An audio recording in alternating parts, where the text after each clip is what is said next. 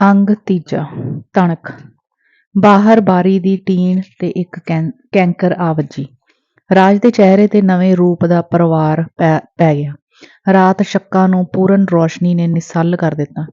उसदी बेचाल भटकदी किश्ती दा किनारा आ गया सी। उस लैंप नूं जाण के फूक ना मारी। रबड़ दे फलीट पा के ਉਹ ਨਿਆਈ ਵਾਲੇ ਬਾਰ ਵਿੱਚ ਦੀ ਬਾਹਰ ਆ ਗਈ। ਉਹ ਪਤੰਗ ਵਾਂਗ ਖਿੱਚੀ ਜਾ ਰਹੀ ਸੀ। ਉਸਦੇ ਪੈਰਾਂ ਹੇਠ ਧਰਤੀ ਮਖਮਲ ਬਣੀ ਹੋਈ ਸੀ। ਚਰਨ ਉਸ ਨੂੰ ਖੂਹ ਦੀ ਪਹੀ ਵਿਚਕਾਰ ਹੀ ਆ ਮਿਲਿਆ। ਰਾਜ ਨੂੰ ਪਿਆਰ ਬੁਰੀ ਤਰ੍ਹਾਂ ਚੜਿਆ ਹੋਇਆ ਸੀ। ਉਸ ਚਰਨ ਨੂੰ ਕੁਝ ਆਖਣ ਤੋਂ ਪਹਿਲਾਂ ਜ਼ੋਰ ਦੀ ਧੱਕਾ ਦੇ ਦਿੱਤਾ। ਵਿਸਰ ਭੋਲ ਖਲੋਤੇ ਚਰਨ ਦੇ ਪੈਰ ਉਖੜ ਗਏ। ਚਰਨ ਦਾ ਹਾਸਾ ਨਿਕਲੋ ਨਾ ਰਹਿ ਸਕਿਆ। ਅਸਲ ਵਿੱਚ ਖੁਸ਼ੀ ਨੇ ਦੋਹਾਂ ਨੂੰ ਲੁੜਾ ਦਿੱਤਾ ਸੀ। ਆ ਗਿਆ ਏ?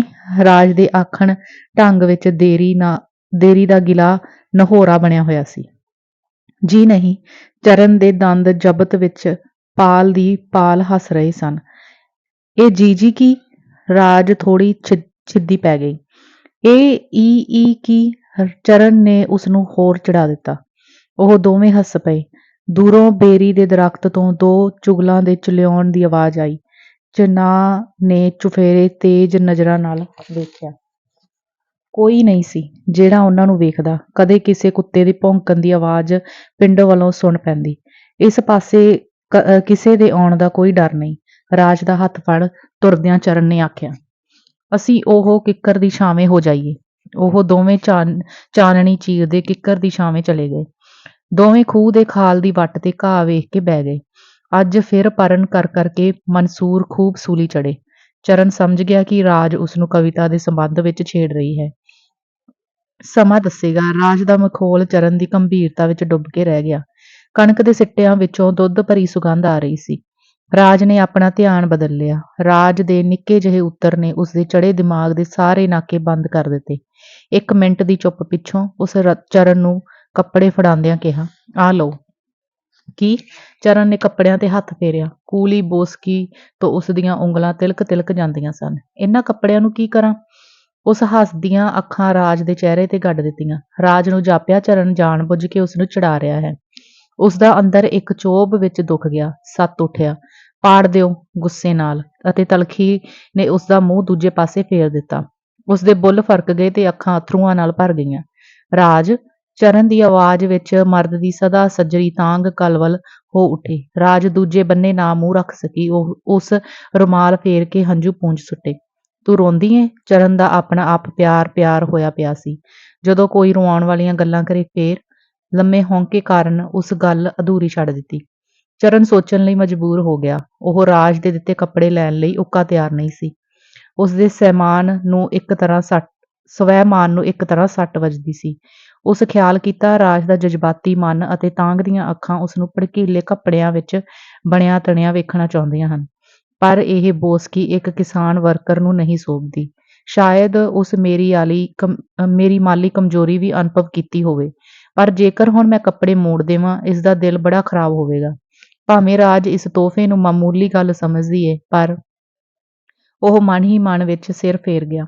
ਦੇਖ ਰਾਜ, ਉਹ ਉਸਦਾ ਮੋਢਾ ਹਿਲਾ ਕੇ ਰਹਿ ਗਿਆ। ਆਖ ਕਿਉਂ ਨਹੀਂ ਦਿੰਦੇ? ਮੈਂ ਨਹੀਂ ਲੈ ਸਕਦਾ। ਰਾਜ ਦਾ ਮੂੰਹ ਰੋਂਦੀ ਤਰੇਲ ਨਾਲ ਸਲਾਬਿਆ ਹੋਇਆ ਸੀ। ਉਸਦੇ ਅੰਦਰ ਇੱਕ ਲਰਜ਼ਾ ਸ਼ੱਕਾਂ ਨੂੰ ਉਛਾਲਾ ਦੇ ਰਿਹਾ ਸੀ। ਚਰਨ ਉਸਨੂੰ ਆਪਣੀ ਨਹੀਂ, ਓਪਰੀਓ ਸਮਝਦਾ ਏ। ਰਾਜ, ਇਹ ਗੱਲ ਬਿਲਕੁਲ ਨਹੀਂ। ਤੇਰੀ ਖੁਸ਼ੀ ਲਈ ਮੈਂ ਕੱਪੜੇ ਰੱਖ ਲੈਂਦਾ ਹਾਂ, ਪਰ ਪਹਿਨ ਨਹੀਂ ਸਕਦਾ। ਕਿਉਂ? ਰਾਜ ਨੂੰ ਇਉਂ ਪ੍ਰਤੀਤ ਹੋਇਆ ਜਿਵੇਂ ਸਾਫ਼ ਚਾਨਣੀ ਵਿੱਚ ਉਸਦੇ ਵੇਖਦਿਆਂ ਧੁੰਦ ਫੈਲ ਗਈ। ਇਹਨਾਂ ਕੱਪੜਿਆਂ ਨਾਲ ਮੈਂ ਕਿਸਾਨ ਵਰਕਰ ਨਹੀਂ, ਵਿਸਵੇਦਾਰ ਦਿਸਾਂਗਾ। ਲੋਕ ਉਂਗਲਾਂ ਕਰਨਗੇ ਤੇ ਮੇਰੇ ਸਾਥੀ ਮਖੌਲ। ਚਰਨ ਅੰਦਰੋਂ ਪ੍ਰਸੰਨ ਸੀ ਕਿ ਉਸਨੂੰ ਛੁਟਕਾਰੇ ਦਾ ਰਾਹ ਮਿਲ ਗਿਆ। ਤੂੰ ਲੋਕਾਂ ਤੋਂ ਵੀ ਡਰਦਾ ਏਂ? ਰਾਜ ਪੁੱਜ ਕੇ ਹੈਰਾਨ ਸੀ। ਡਰਦਾ ਨਹੀਂ, ਸਵਾਲ ਉਹਨਾਂ ਦੇ ਨਾਲ ਲੈਣ ਤੇ ਬਦਲਣ ਦਾ ਏ। ਬਦਲਿਆ ਲੋਕਾਂ ਨੂੰ ਉਹਨਾਂ ਦੇ ਸਾਥੀ ਬਣ ਕੇ ਹੀ ਜਾ ਸਕਦਾ ਏ। ਉਹ ਰਾਜ ਨੂੰ ਸਿਧਾਂਤਕ ਗੱਲਾਂ ਨਾਲ ਰੋਲ ਦੇਣਾ ਚਾਹੁੰਦਾ ਸੀ। ਮੈਨੂੰ ਬਹੁਤੀਆਂ ਗੱਲਾਂ ਨਹੀਂ ਆਉਂਦੀਆਂ। ਇਹ ਕੱਪੜੇ ਪਾਉਣੇ ਹੋਣਗੇ। ਰਾਜ ਦਾ ਪਿਆਰ ਰੋਹਬ ਜਾਗ ਗਿਆ। ਜਦੋਂ ਸਰਦਾਰਾਂ ਨਾਲ ਜਾ ਰਹੀਆਂ ਸਨ, ਉਦੋਂ ਤਾਂ ਧੌਣ ਨਹੀਂ ਮੁੜਦੀ ਸੀ। ਕੁੜੀ ਨੇ ਉਸਦੇ ਗਿੱਟੇ ਠੋਕ ਦਿੱਤੀ। ਚਰਨ ਕਿਸੇ ਤੋਂ ਸਰਦਾਰਾਂ ਦਾ ਯਾਰ ਸੁਣ ਕੇ ਬੜਾ ਔਖਾ ਹੋ ਜਾਂਦਾ ਸੀ। ਪਰ ਹੁਣ ਉਹ ਇਸ ਯਾਰੀ ਦੀ ਮੈਲ ਨੂੰ ਕੰਮ ਦੇ ਸਾਬਣ ਵਿੱਚ ਕਝੱਲ ਦੇਣਾ ਚਾਹੁੰਦਾ ਸੀ।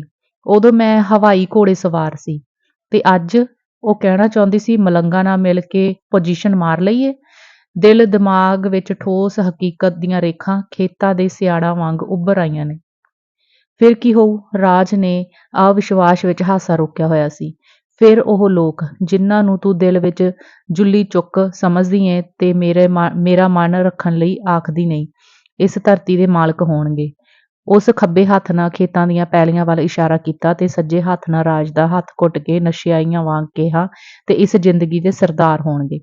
ਇਹ ਸਰਦਾਰ ਜੀ, ਅੱਜ ਤਾਂ ਹਵਾਈ ਘੋੜੇ ਤੋਂ ਲੈ ਪਵੋ। ਰਾਜ ਦਾ ਮੱਲੋ ਮੱਲੀ ਹਾਸਾ ਨਿਕਲ ਗਿਆ ਤੇ ਚਰਨ ਵੀ ਮੁਸਕਾਉਣੋਂ ਨਾ ਰਹਿ ਸਕਿਆ। ਤੂੰ ਸਰੀਰ ਦੀ ਭਾਵੇਂ ਕੱਲ੍ਹ ਨੂੰ ਡਾਕਟਰ ਬਣ ਜਾਵੇਂ, ਪਰ ਸਮਾਜੀ ਸੂਝ ਵੱਲੋਂ ਜ਼ੀਰੋ ਰਹੇਂਗੀ। ਇਹ ਆਪਣੀ ਸਮਾਜੀ ਸੂਝ ਰੱਖੋ ਪੱਲੇ। ਮੈਨੂੰ ਚਿੱਠੀਆਂ 'ਚ ਖੁਸ਼ਕੀ ਤੋਂ ਮੁਆਫ਼ ਕਰਿਆ ਕਰੋ ਤੇ ਮਲੰਗ ਪਾਰਟੀ ਬਾਰੇ ਕੁਝ ਨਾ ਲਿਖਿਆ ਕਰੋ।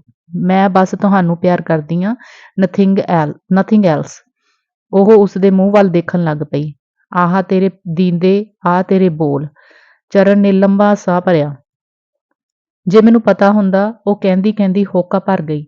ਤੂੰ ਮਲੰਗਾ 'ਚ ਰਲ ਜਾਣਾ ਏ, ਕਦੇ ਪਿਆਰ ਨਾ ਪਾਉਂਦੀ। ਚਰਨ ਦੇ ਅੰਦਰ ਮੁਸਕਾਨ ਧੜਕ ਰਹੀ ਸੀ ਤੇ ਬਾਹਰ ਮਸੋਸੀ ਵੱਟੀ ਹੋਈ ਸੀ। ਜੀ ਕਰਦਾ ਏ ਪੋਰੀ ਪੋਰੀ ਬੰਨ ਸੁੱਟਾਂ। ਰਾਜ ਨੇ ਚਰਨ ਦੇ ਮੋਰਾਂ 'ਚ ਮੁੱਕੀ ਮਾਰੀ।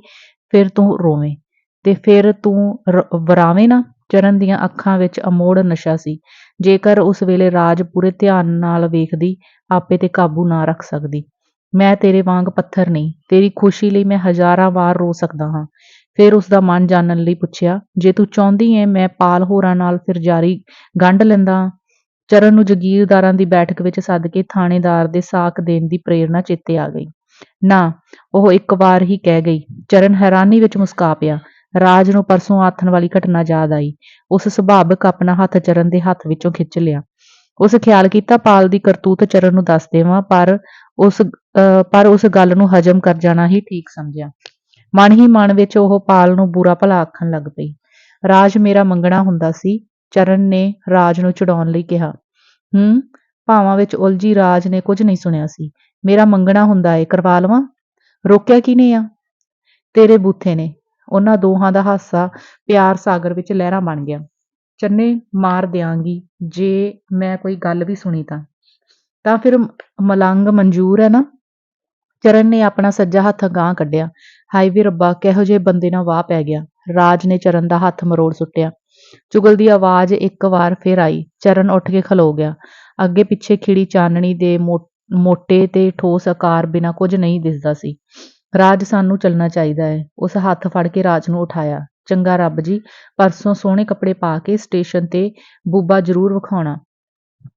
ਬੂਥਾ ਜ਼ਰੂਰ ਵਿਖਾਉਣਾ, ਨਹੀਂ ਆਪਾਂ ਤੇਰੇ ਨਾਲ ਉੱਕਾ ਹੀ ਨਹੀਂ ਬੋਲਣਾ, ਸਮਝੇ? ਰਾਜ ਨੇ ਕੜੀ ਚੇਤਾਵਨੀ ਦਿੰਦਿਆਂ ਆਖਿਆ। ਨਾ ਮੁਨਸ਼ੀ ਜੀ, ਚਰਨ ਨੇ ਸਿਰ ਝੁਕਾਉਂਦਿਆਂ ਉੱਤਰ ਦਿੱਤਾ। ਰਾਜ ਹਾਸੇ ਵਿੱਚ ਲੋਟ ਪੋਟ ਹੁੰਦੀ ਚਰਨ ਉੱਤੇ ਡਿੱਗਦੀ ਡਿੱਗਦੀ ਮਸਾਂ ਬਚੀ। ਚੰਨੇ, ਤੇਰੇ ਸਾਰੇ ਗੁਣਾਂ ਨੂੰ ਇੱਕੋ ਨੁਕਸ ਲੀਕ ਲਾਈ ਜਾਂਦਾ ਏ। ਕੀ? ਬਸ ਮਲੰਗਾਂ ਦੀ ਯਾਰੀ। ਜਿਨ੍ਹਾਂ ਨੂੰ ਤੂੰ ਮਲੰਗ ਆਖਦੀ ਏਂ, ਦੁੱਧ ਪੀਣੇ ਮਜਨੂੰ ਨਹੀਂ, ਅੱਜ ਦੇ ਪੂਰਨ ਸਿੱਧ ਹੈ। ਮੇਰੇ ਕੋਲ ਉਸ ਪੂਰਨ ਦੀ ਗੱਲ ਨਾ ਕਰ, ਜਿਹੜੇ ਨਿਰਦੋਸ਼ ਸੁੰਦਰਾਂ ਦਾ ਕਾਤਲ ਏ। ਸੁੰਦਰਾਂ ਨੂੰ ਕਿਸੇ ਪੂਰਨ ਨੇ ਨਹੀਂ, ਸਮਾਜ ਦੀਆਂ ਗਲਤ ਕੀਮਤਾਂ ਨੇ ਮਾਰਿਆ ਸੀ। ਉਹ ਲੋਕ। ਚੰਗਾ, ਹੋਰ ਤਾਂ ਤੂੰ ਮੰਨਣਾ ਨਹੀਂ। ਰਾਜ ਨੇ ਉਸ ਦੀ ਗੱਲ ਵਿਚਕਾਰੋਂ ਕੱਟਦਿਆਂ ਤਰਲੇ ਵਿੱਚ ਕਿਹਾ। ਇੱਕ ਬਾਟਾ ਫੜ ਕੇ ਪਿੰਡ ਪਿੰਡ ਅਗਰਾਹੀ ਨੂੰ ਨਾ ਜਾਇਆ ਕਰ। ਦੋਵੇਂ ਇੱਕ ਦੂਜੇ ਨੂੰ ਆਪਣੇ ਆਪਣੇ ਪਹਿਲੂ ਤੋਂ ਸਮਝਣ ਦਾ ਯਤਨ ਕਰ ਰਹੇ ਸਨ। ਉਹਨਾਂ ਦੇ ਵਿਚਕਾਰ ਜਮਾਤੀ ਵਿਰੋਧ ਦਾ ਦਰਿਆ ਵਗ ਰਿਹਾ ਸੀ। ਉਹ ਆਪਣੀ ਸੰਮਤੀ ਤੋਂ ਆਰ ਪਾਰ ਖਲੋਤੇ ਹੇਲ ਮੇਲ ਹੋਣ ਦੀ ਤਾਂਘ ਰਹੇ ਸਨ। ਰਾਜ ਨੇ ਚਰਨ ਦੇ ਹੱਥ ਘੁੱਟ ਲਏ। ਉਸ ਦੀਆਂ ਅੱਖਾਂ ਲੰਮੀ ਉਡੀਕ ਤੋਂ ਝੌੜੀਆਂ ਸਨ ਕਿ ਚਰਨ ਉਹਨਾਂ ਵਿੱਚ ਕਦੋਂ ਡਿੱਗਦਾ ਹੈ। ਵੱਖੀ ਦੇ ਖੇਤ ਵਿੱਚ ਵਿਰਲੇ ਵਿਰਲੇ ਕਾਸਨੀ ਦੇ ਫੁੱਲ ਤਰੇਲ ਨੂੰ ਚੂਸਦੇ ਹੱਸ ਰਹੇ ਸਨ, ਮਹਿਕ ਰਹੇ ਸਨ।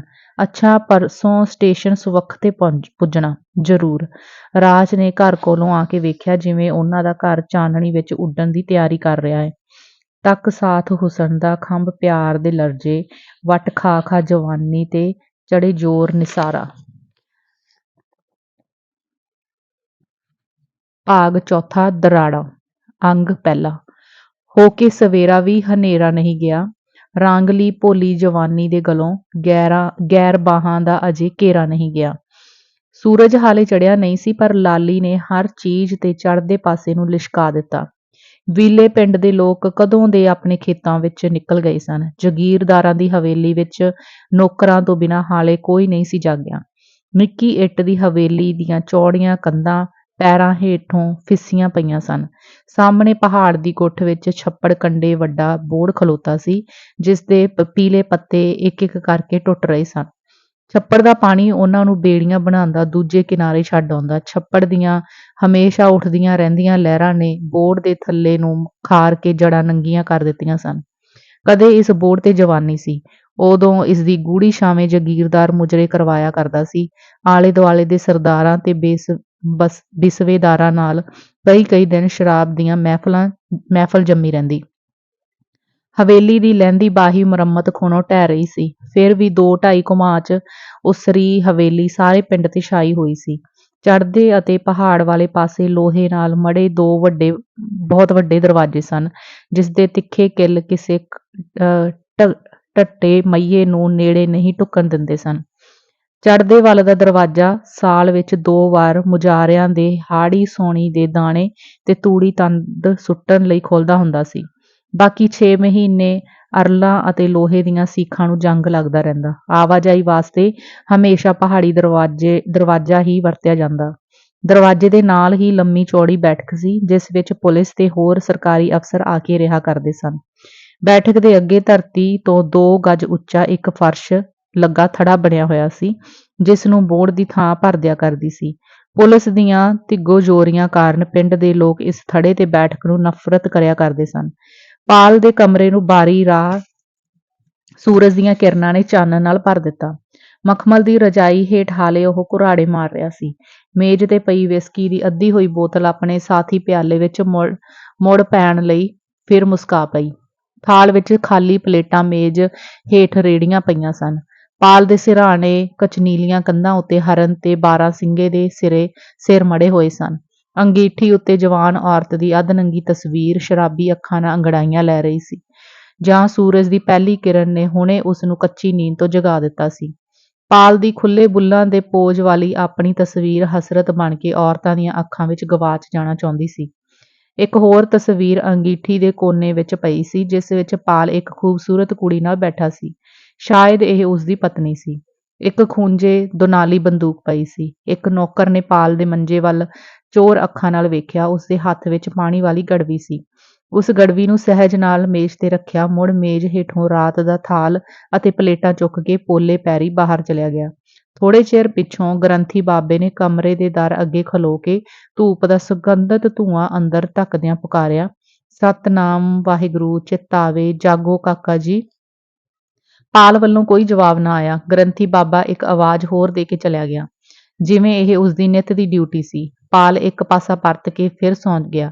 ਉਸਦੀ ਨੀਂਦ ਵਿੱਚ ਹਮੇਸ਼ਾ ਇੱਕੋ ਸੁਪਨਾ ਵਿਰੋਧ ਬਣਿਆ ਹੋਇਆ ਸੀ, ਰਾਜ ਕਦੋਂ ਮੇਰੀ ਹੁੰਦੀ ਹੈ। ਉਹ ਉਸਦੀ ਆਕੜ ਭੰਨ ਕੇ ਕਿੰਨਾ ਖੁਸ਼ ਹੋਵੇਗਾ, ਕਿੰਨਾ ਸ਼ਰਾਬੀ। ਉਸਦੇ ਸੁਪਨੇ ਵਿੱਚ ਕੋਈ ਅਵਾਕ ਆਵਾਜ਼ਾਂ ਮਾਰ ਰਿਹਾ ਸੀ। ਰਜਾਈ ਖਿੱਚੇ ਜਾਣ ਨਾਲ ਉਸ ਦਾ ਮੂੰਹ ਨੰਗਾ ਹੋ ਗਿਆ।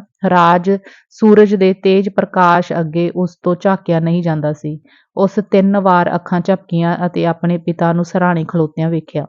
ਨਰਿੰਦਰਪਾਲ ਸਿੰਘ ਪੈਰੀਂ ਖੜਾਵਾਂ ਪਾਈ ਗੁਟਕੇ ਤੋਂ ਪਾਠ ਕਰਨ ਵਿੱਚ ਮਗਨ ਸੀ। ਉਸ ਉੱਤੇ ਪਸ਼ਮੀਨੇ ਦੀ ਮਟਿਆਲੇ ਰੰਗ ਦੀ ਕਸ਼ਮੀਰੀ ਲੋਈ ਲਈ ਹੋਈ ਸੀ, ਜਿਸ ਦਾ ਬਾਰਡਰ ਗੁਲਾਬੀ ਬਾਨਾਤ ਨਾਲ ਸਜਿਆ ਹੋਇਆ ਸੀ। ਥੋੜ੍ਹਾ ਨੇੜੇ ਹੋਣ ਤੇ ਜਾਗੀਰਦਾਰ ਦਾ ਸੂਕਦਾ ਸਾਹ ਸਾਫ਼ ਸੁਣਦਾ ਸੀ।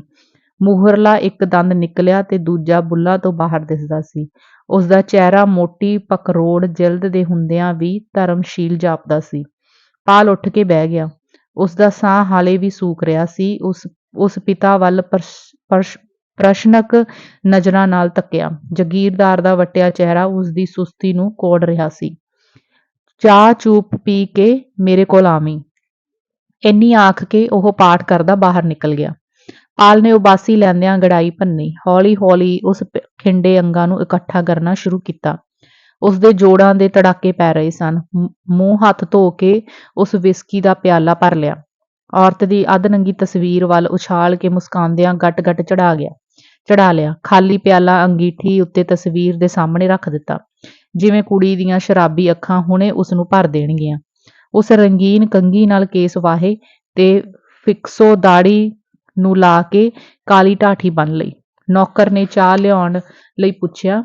ਪਾਲ ਨੇ ਸਿਰ ਦੇ ਇਸ਼ਾਰੇ ਨਾਲ ਹੀ ਨਾ ਕਹਿ ਦਿੱਤੀ। ਸੌਣ ਕੱਪੜੇ ਲਾ ਕੇ ਉਹ ਦੂਜੇ ਪਾ ਲਏ। ਨੌਕਰ ਨੇ ਚਾਹ ਵਾਲੀ ਟਰੇ ਮੇਜ਼ ਤੇ ਲਿਆ ਰੱਖੀ। ਵਿਸਕੀ ਦੀ ਬੋਤਲ ਚੁੱਕ ਕੇ ਨੌਕਰ ਨੇ ਅਲਮਾਰੀ ਵਿੱਚ ਰੱਖ ਦਿੱਤੀ। ਅਲਮਾਰੀ ਵਿੱਚ ਕਈ ਕਿਸਮ ਦੀਆਂ ਅੰਗਰੇਜ਼ੀ ਸ਼ਰਾਬ, ਸ਼ੀਸ਼ੇ ਦੇ ਪਿਆਲੇ ਤੇ ਅਚਾਰ ਮੁਰੱਬੇ ਵਾਲੇ ਮਰਤਬਾਨ ਪਏ ਸਨ। ਨਾਜ਼ਰ, ਮੇਰੇ ਕੋਟ ਨੂੰ ਬੁਰਸ਼ ਮਾਰ ਦੇ, ਪਾਲ ਨੇ ਨੌਕਰ ਵੱਲ ਪਿੱਠ ਭੁਆਉਂਦਿਆਂ ਆਖਿਆ। ਨੌਕਰ ਨੇ ਆਪਣੀ ਮੁਸਕਣੀ ਰੋਕਦਿਆਂ ਕਿਹਾ, ਸਰਦਾਰ ਜੀ, ਅੱਜ ਬੀਬੀ ਜੀ ਨੂੰ ਲੈਣ ਜਾਓਗੇ ਸਹੁਰਿਆਂ ਤੋਂ? ਨਹੀਂ, ਰੱਬ ਚਾਹਿਆ ਤਾਂ ਤੈਨੂੰ ਨਵੀਂ ਬੀਬੀ ਲਿਆ ਕੇ ਦਿਆਂਗਾ ਆਖਦਿਆਂ ਉਸਦਾ ਹੌਂਕਾ ਨਿਕਲ ਗਿਆ। ਨਾ ਜੀ, ਉਹ ਬੀਬੀ ਜੀ ਤਾਂ ਬੜੇ ਚੰਗੇ ਆ।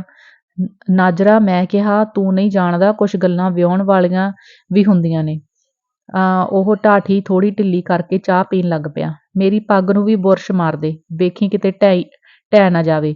ਉਹ ਚਾਹ ਦੀਆਂ 3-4 ਪਿਆਲੀਆਂ ਨਾਲ ਖੋਏ ਦੀ ਪਿੰਨੀ ਮੁਕਾ ਦਿੱਤੀ। ਨੌਕਰ ਮਸੋਸਿਆ ਜਿਹਾ ਬੱਝੀ ਪੱਗ ਨੂੰ ਬੁਰਸ਼ ਕੇ ਚਲਾ ਗਿਆ। ਇਹ ਗੱਲ ਬਹੁਤ ਲੰਮੀ ਨਹੀਂ ਪਾਉਣੀ ਚਾਹੀਦੀ, ਪਾਲ ਮਨ ਹੀ ਮਨ ਵਿੱਚ ਆਖਣ ਲੱਗਾ। ਜੋ ਆਦਮੀ ਬੱਤੀਆਂ ਦੰਦਾਂ ਦੇ ਮੰਗੇ, ਉਹ ਛੇਤੀ ਪੂਰਾ ਹੋਣਾ ਚਾਹੀਦਾ ਹੈ। ਅੱਛਾ, ਅੱਜ ਪਿਤਾ ਜੀ ਨੂੰ ਆਖਦਾ ਹਾਂ, 2 ਟੁਕ ਫੈਸਲਾ ਕਰਕੇ ਵਿੱਚੋਂ ਰੇੜਕਾ ਮੁਕਾਉਣ। ਉਸ ਸ਼ੀਸ਼ੇ ਅੱਗੇ ਟਾਈ ਬੰਨ੍ਹਦਿਆਂ ਆਪਣੇ ਆਪ ਨੂੰ ਵੇਖਿਆ।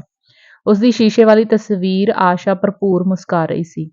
ਇਹ ਕਿਸ ਤਰ੍ਹਾਂ ਹੋ ਸਕਦਾ ਹੈ? ਮੈਂ ਪਿਤਾ ਜੀ ਨੂੰ ਮਰੋੜਾ ਚੜ੍ਹਾ ਤੇ ਉਹ ਮੰਨਣ ਨਾ?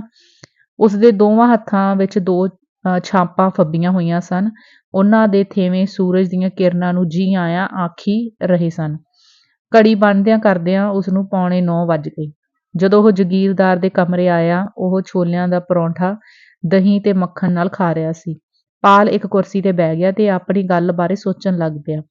ਕੰਧਾਂ ਤੇ ਰਿਆਸਤ ਦੇ ਰਾਜਿਆਂ ਦੀਆਂ ਹੱਥ ਤਸਵੀਰਾਂ ਲੱਗੀਆਂ ਹੋਈਆਂ ਸਨ, ਜਿਹੜੇ ਇੱਕ ਦੂਜੇ ਪਿੱਛੋਂ ਰਿਆਸਤ ਦੇ ਵਲੀ ਬਣਦੇ ਆਏ ਸਨ। ਚੂਲੀ ਕਰਨ ਪਿੱਛੋਂ ਜਗੀਰਦਾਰ ਤੌਲੀਏ ਨਾਲ ਹੱਥ ਪੂੰਝਦਿਆਂ ਬੋਲਿਆ, ਥਾਣੇ ਉਚੇਚਾ ਜਾ, ਉਹ ਉਸ ਭਲੇ ਮਾਨਸ ਨੂੰ ਆਖੀਂ ਅੱਜ ਰਾਤ ਦੀ ਰੋਟੀ ਇੱਥੇ ਖਾਵੇ। ਬਾਕੀ ਸਾਰੀਆਂ ਗੱਲਾਂ ਇੱਥੇ ਹੀ ਤੈਅ ਕਰ ਲਵਾਂਗੇ। ਜ਼ਰੂਰੀ ਤਾਕੀਦ ਹੈ, ਸੋ ਕੰਮ ਛੱਡ ਕੇ ਵੀ ਆਵੇਂ। ਬਹੁਤ ਅੱਛਾ ਜੀ। ਪਾਲ ਉਂਗਲੀ ਵਿੱਚ ਮੁੰਦਰੀ ਨੂੰ ਘੁਮਾ ਰਿਹਾ ਸੀ। ਚੰਗਾ ਜਾ, ਜਗੀਰਦਾਰ ਨੇ ਫਿਰ ਆਖਿਆ। ਜੀ। ਪਾਲ ਕੁਝ ਕਹਿੰਦਾ ਕਹਿੰਦਾ ਰੁਕ ਗਿਆ। ਕੀ ਗੱਲ ਹੈ? ਉਸਦੀ ਸੰਜੀਦਗੀ ਮੋਟੀਆਂ ਅੱਖਾਂ ਨਾਲ ਥੋੜ੍ਹੀਆਂ ਕਰ ਰਹੀ ਸੀ ਤੇ ਬਾਹਰ ਨਿਕਲਿਆ ਦੰਦ ਗੱਲ ਕਦੇ ਆਦਮੀ ਦਾ ਮੂੰਹ ਚੜਾਉਂਦਾ ਜਾਪਦਾ ਸੀ। ਜੀ, ਉਹੀ ਗੱਲ, ਆਉਂਦਾ ਹੋਇਆ ਜੀ ਡਾਕਟਰ ਨੂੰ ਗੱਡੀ ਤੇ ਲਈ ਆਵਾਂ? ਜਗੀਰਦਾਰ ਚੁੱਪ ਸੀ। ਪਾਲ ਨੇ ਇੱਕ ਹੋਰ ਚੁਸਕੀ ਕੀਤੀ। ਨਾਲੇ ਬੇਜੀ ਨੂੰ ਦੇਖ ਜਾਣਗੇ। ਜਗੀਰਦਾਰ ਨੇ ਸਿਰ ਹਿਲਾਇਆ। ਪਾਲ, ਮੇਰੀ ਜਵਾਨੀ ਦੇ ਸਮੇਂ ਨੂੰ ਆਪਣੀ ਉਮਰ ਨਾਲ ਨਾ ਤੋਲ। ਤੈਨੂੰ ਬੜੀ ਛੇਤੀ ਹੁਸ਼ਿਆਰ ਤੇ ਸਿਆਣਾ ਬਣਨਾ ਚਾਹੀਦਾ ਹੈ।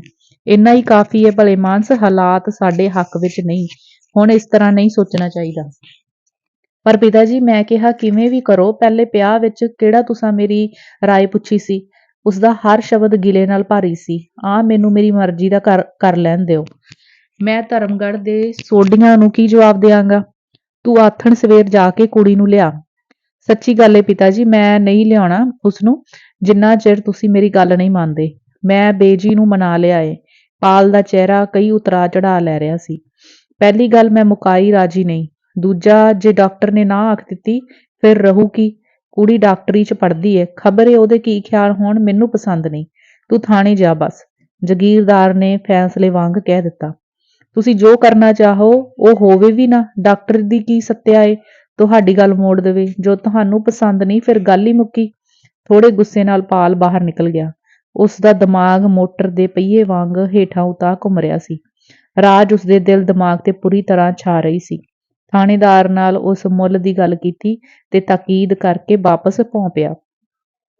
ਜਦੋਂ ਉਹ ਜੋਧਪੁਰ ਦੇ ਉਸੇ ਮੋੜ ਤੇ ਆਇਆ ਜਿੱਥੋਂ ਇਸ਼ਕ ਜੰਮਿਆ ਸੀ, ਗੱਡੀ ਮਲੋ ਮਲੀ ਹੌਲੀ ਹੋ ਗਈ। ਉਸ ਨੂੰ ਸੋਚ ਫੁਰੀ, ਕਿਉਂ ਨਾ ਡਾਕਟਰ ਨੂੰ ਗੱਡੀ ਵਿੱਚ ਲੈ ਚੱਲਾਂ, ਆਪੇ ਪਿਤਾ ਜੀ ਗੱਲ ਕਰਨ ਲਈ ਮਜਬੂਰ ਹੋ ਜਾਣਗੇ।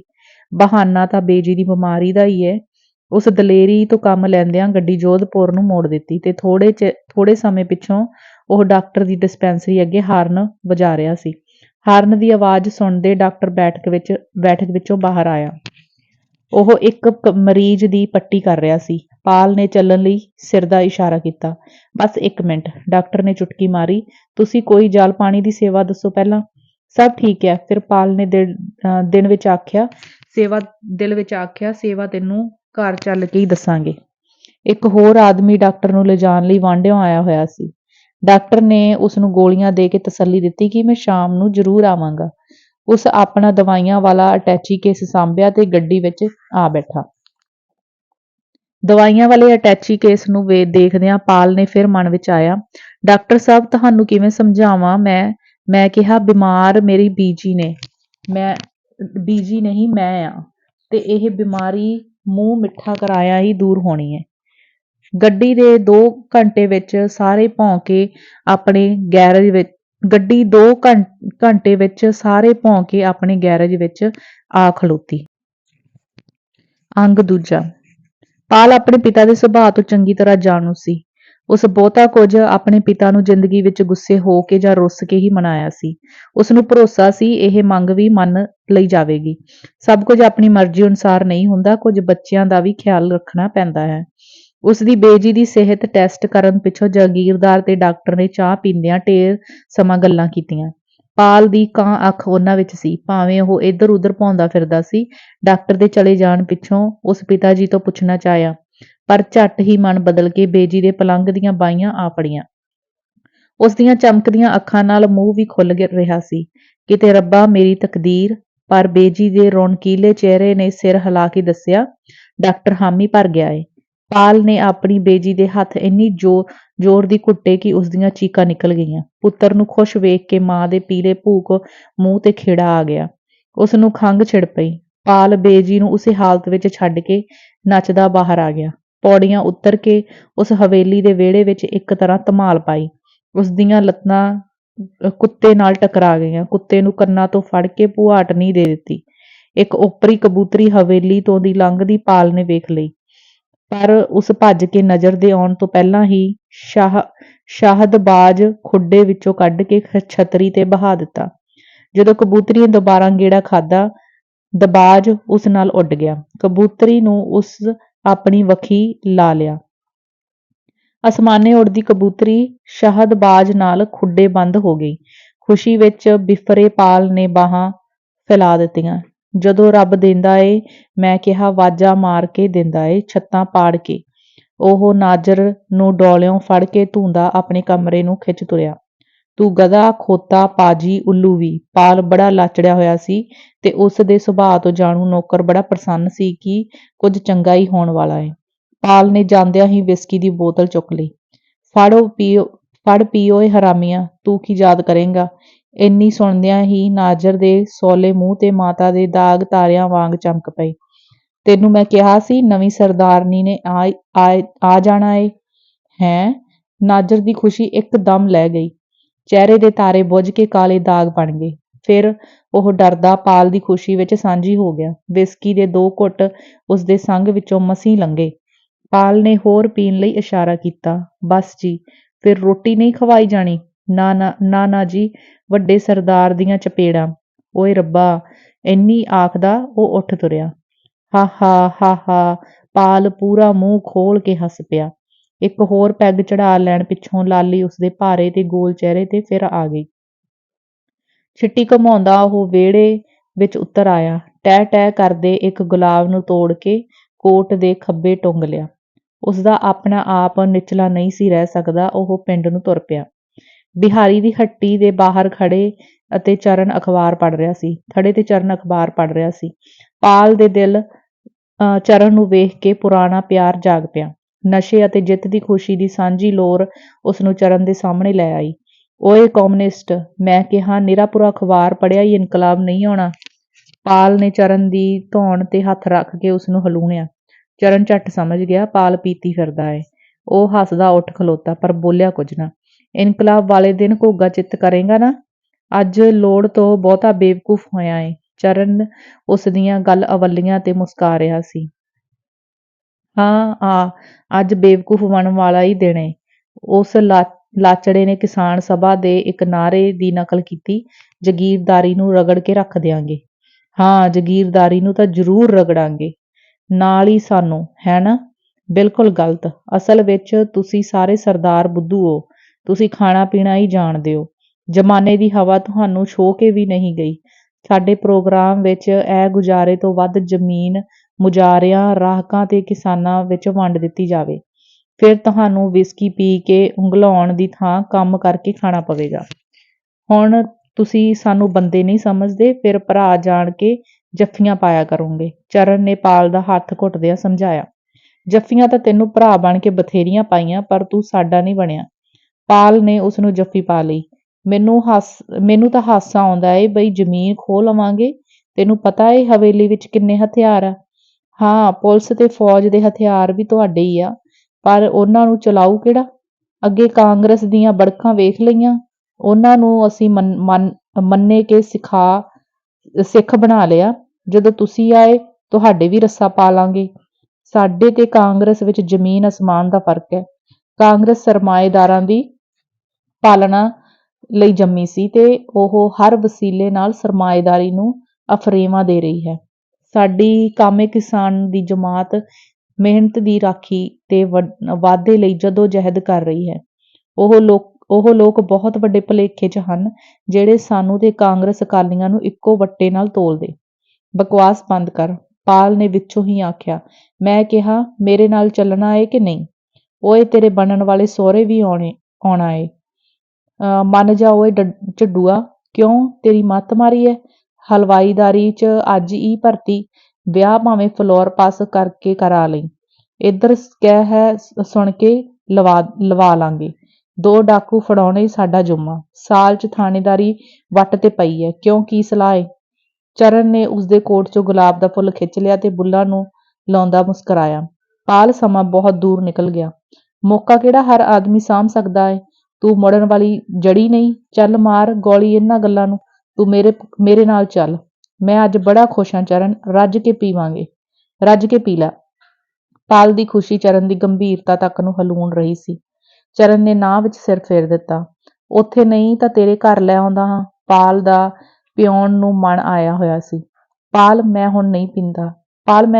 ਹੁਣ ਪੀਂਦਾ ਨਹੀਂ। ਚਰਨ ਨੇ ਫੁੱਲ ਮੁੜ ਉਸਦੇ ਕੋਟ ਵਿੱਚ ਟੁੰਗ ਦਿੱਤਾ। ਤੈਨੂੰ ਚੰਗਾ ਲੱਗਦਾ ਏ ਤਾਂ ਰੱਖ ਲੈ।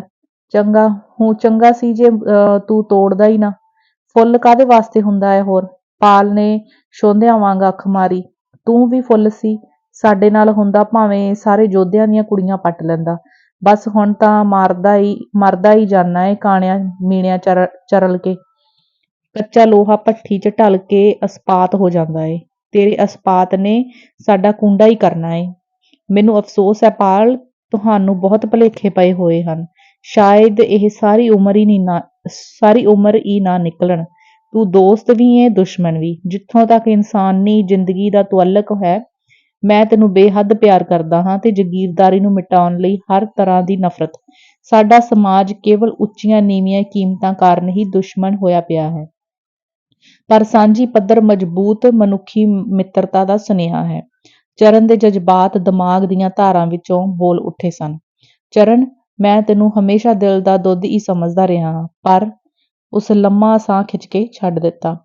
ਚਰਨ ਦੀਆਂ ਗੱਲਾਂ ਵਿੱਚੋਂ ਉਸਦੇ ਇੱਕ ਵੀ ਪੱਲੇ ਨਹੀਂ ਪਈ ਸੀ। ਉਹ ਦੋਹਾਂ ਬਾਹਾਂ ਨੂੰ ਇੱਕ ਦੂਜੀ ਵਿੱਚ ਲੁਕਾਉਂਦਿਆਂ ਹਿੱਕ ਤੇ ਘੁੱਟਿਆ। ਕੋਟ ਦੇ ਉਭਰਨ ਕਾਰਨ ਫੁੱਲ ਭੁੰਜੇ ਡਿੱਗ ਪਿਆ।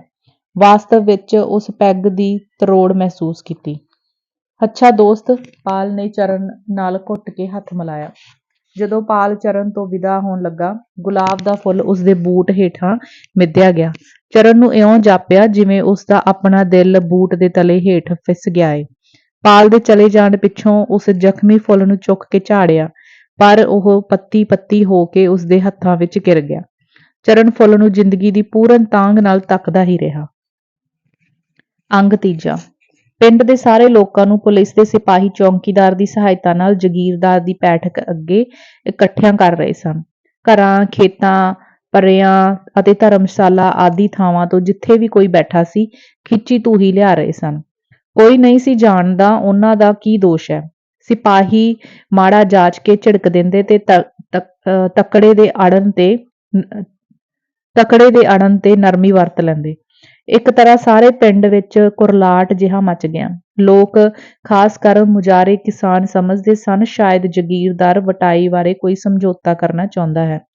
ਖੇਤੂ, ਵੀਰੂ ਤੇ ਚਾਂਦੀ ਕਿਸਾਨ ਸਭਾ ਚੋਣਵੇਂ ਵਰਕਰ ਸਨ। ਉਹ ਤੁਰੇ ਆਉਂਦੇ ਚਰਨ ਦੇ ਘਰ ਵੜ ਗਏ। ਚਰਨ ਘਰ ਹੀ ਸੀ। ਉਹ ਬਈ ਤੇਰੇ ਯਾਰਾਂ ਦੇ ਸਪਾਟੇ ਪਸ਼ੂਆਂ ਵਾਂਗ ਵਲੀ ਜਾਂਦੇ ਆ। ਚਾਂਦੀ ਦੀਆਂ ਨਿੱਕੀਆਂ ਅੱਖਾਂ ਵੱਡੀਆਂ ਨਜ਼ਰਾਂ ਨਾਲ ਚਰਨ ਦੇ ਅੰਦਰ ਬਾਹਰ ਦੀ ਪੜਤਾਲ ਕਰ ਰਹੀਆਂ ਸਨ। ਕੀ ਹੋ ਗਿਆ? ਮੈਂ ਸੁਣਿਆ ਏ ਉਹ ਤੁਹਾਨੂੰ ਟੀ ਪਾਰਟੀ ਤੇ ਸੱਦ ਰਿਹਾ ਏ। ਚਰਨ ਨੇ ਚਾਂਦੀ ਦੀ ਚੁਸਤੀ ਨੂੰ ਠੋਕ ਦਿੱਤਾ। ਚਰਨ ਨੂੰ ਉਸਦਾ ਯਾਰਾਂ ਦੇ ਸਪਾਟੇ ਅਖਾਣਾ ਰੜਕਿਆ ਸੀ। ਜਿਵੇਂ ਲੂੰਬੜ ਨੇ ਕੁੱਕੜ ਨੂੰ ਸੱਦਿਆ ਸੀ, ਹੈ ਨਾ? ਸਾਰਿਆਂ ਦਾ ਇੱਕ ਸਾਰ ਹਾਸਾ ਨਿਕਲ ਗਿਆ। ਸੱਚਮੁੱਚ ਸਾਨੂੰ ਕੁਝ ਸੋਚ ਲੈਣਾ ਚਾਹੀਦਾ ਹੈ ਬਈ ਉੱਥੇ ਕੀ ਆਖਣਾ ਏ। ਵੀਰੂ ਦੂਜਿਆਂ ਨਾਲੋਂ ਥੋੜ੍ਹੀ ਚਿੰਤਾ ਅਨੁਭਵ ਕਰ ਰਿਹਾ ਸੀ। ਤੂੰ ਕਿਉਂ ਖਿਆਲ ਕਰਦਾ ਏਂ? ਚਰਨ ਨੇ ਹੌਸਲਾ ਦਿੰਦਿਆਂ ਕਿਹਾ। ਜੇ ਅਸੀਂ ਗਧਿਆਂ ਅੱਗੇ ਵੀ ਗੱਲਬਾਤ ਨਾ ਕਰ ਸਕੇ ਫਿਰ ਧਰਤੀ ਨੂੰ ਪਲਟਾ ਨਹੀਂ ਦੇ ਸਕਦੇ। ਚਰਨ ਉਹਨਾਂ ਦੇ ਨਾਲ ਇਕੱਠ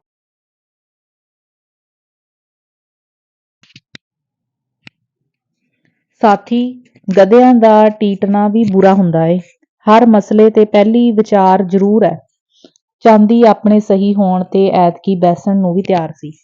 ਚਰਨ ਨੇ ਖਾਮੋਸ਼ ਮੁਸਕਾਨ ਵਿੱਚ ਆਪਣੀ ਗਲਤੀ ਤੇ ਕਾਹਲੀ ਨੂੰ ਸਵੀਕਾਰ ਕਰ ਲਿਆ। ਬੈਠਕ ਦੇ ਬਾਹਰ ਥੜੇ ਤੇ ਬੈਠੇ ਲੋਕ ਘੂਰ ਮਸੂਰੇ ਹੋਏ ਆਪੋ ਵਿੱਚ ਹੀ ਗੁੱਝੀਆਂ ਗੁੱਝੀਆਂ ਗੱਲਾਂ ਕਰ ਰਹੇ ਸਨ। ਚਰਨ ਅਤੇ ਉਹਨਾਂ ਦੇ ਸਾਥੀਆਂ ਨੂੰ ਆਉਂਦੇ ਵੇਖ ਉਹ ਹਰੇ ਹੋ ਗਏ। ਹੁਣ ਉਹ ਸਮਝਦੇ ਸਨ ਆਪੇ ਗੱਲ ਨਜਿੱਠੀ ਜਾਵੇਗੀ। ਚਰਨ ਅਤੇ ਉਸਦੇ ਸਾਥੀ ਲੋਕਾਂ ਵਿੱਚ ਬਹਿ ਗਏ। ਚਰਨ ਲਈ ਫਜ਼ੂਲ ਬਹਿਣਾ ਔਖਾ ਸੀ। ਉਹ ਲੋਕਾਂ ਨੂੰ ਪਸ਼ੂਆਂ ਵਾਂਗ ਵਲ ਕੇ ਲਿਆਉਣ ਬਰਾਉਣ ਉੱਤੇ ਬੜੀ ਤਕਲੀਫ ਅਨੁਭਵ ਕਰਦਾ। ਉਹ ਗੀਟੀਆਂ ਦੇ ਡੱਕੇ ਲੈ ਕੇ ਖੱਤੂ ਨਾਲ ਸੂਆ ਵੱਢ ਖੇਲਣ ਲੱਗ ਪਿਆ। ਸਮਾਂ ਉਹਨਾਂ ਦੀ ਸੋਚ ਹੈ ਚੀਰਦਾ ਗੁਜ਼ਰਦਾ ਰਿਹਾ। ਸੂਏ ਅਤੇ ਬਾਹੀਆਂ ਘਟੀਂਦੀਆਂ ਰਹੀਆਂ। ਖੇਤੂ ਨੂੰ ਇਸ ਖੇਡ ਵਿੱਚ ਕਮਾਲ ਹਾਸਲ ਸੀ। ਉਹ ਬੜੀ ਛੇਤੀ ਬਾਜੀ ਜਿੱਤ ਗਿਆ।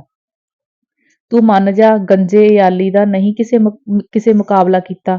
ਖੇਤੂ ਨੇ ਮੋਢੇ ਚੜ੍ਹਾਏ। ਮੰਨਦੇ ਆ ਉਸਤਾਦ, ਪਰ ਐਤਕੀ ਅਸਾਂ ਤੇਰੀ ਪਿੱਠ ਲਾ ਦੇਣੀ ਏ। ਨਵੀਆਂ ਲਕੀਰਾਂ ਕੱਢੀਆਂ ਹੀ ਸਨ ਕਿ ਥਾਣੇਦਾਰ ਬਾਹਰ ਆ ਕੇ ਕੁਰਸੀ ਤੇ ਬੈਠ ਗਿਆ। ਮੇਜ਼ ਤੇ ਉਸ ਆਪਣੀਆਂ ਅਰਕਾਂ ਟੇਕ ਲਈਆਂ।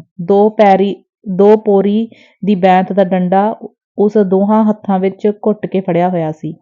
ਹਾਂ ਆ ਬਈ। ਉਹ ਮੇਜ਼ ਤੇ 2-3 ਵਾਰ ਡੰਡਾ ਮਾਰ ਕੇ ਸਾਰਿਆਂ ਦੇ ਧਿਆਨ ਆਪਣੇ ਵੱਲ ਖਿੱਚ ਲਏ।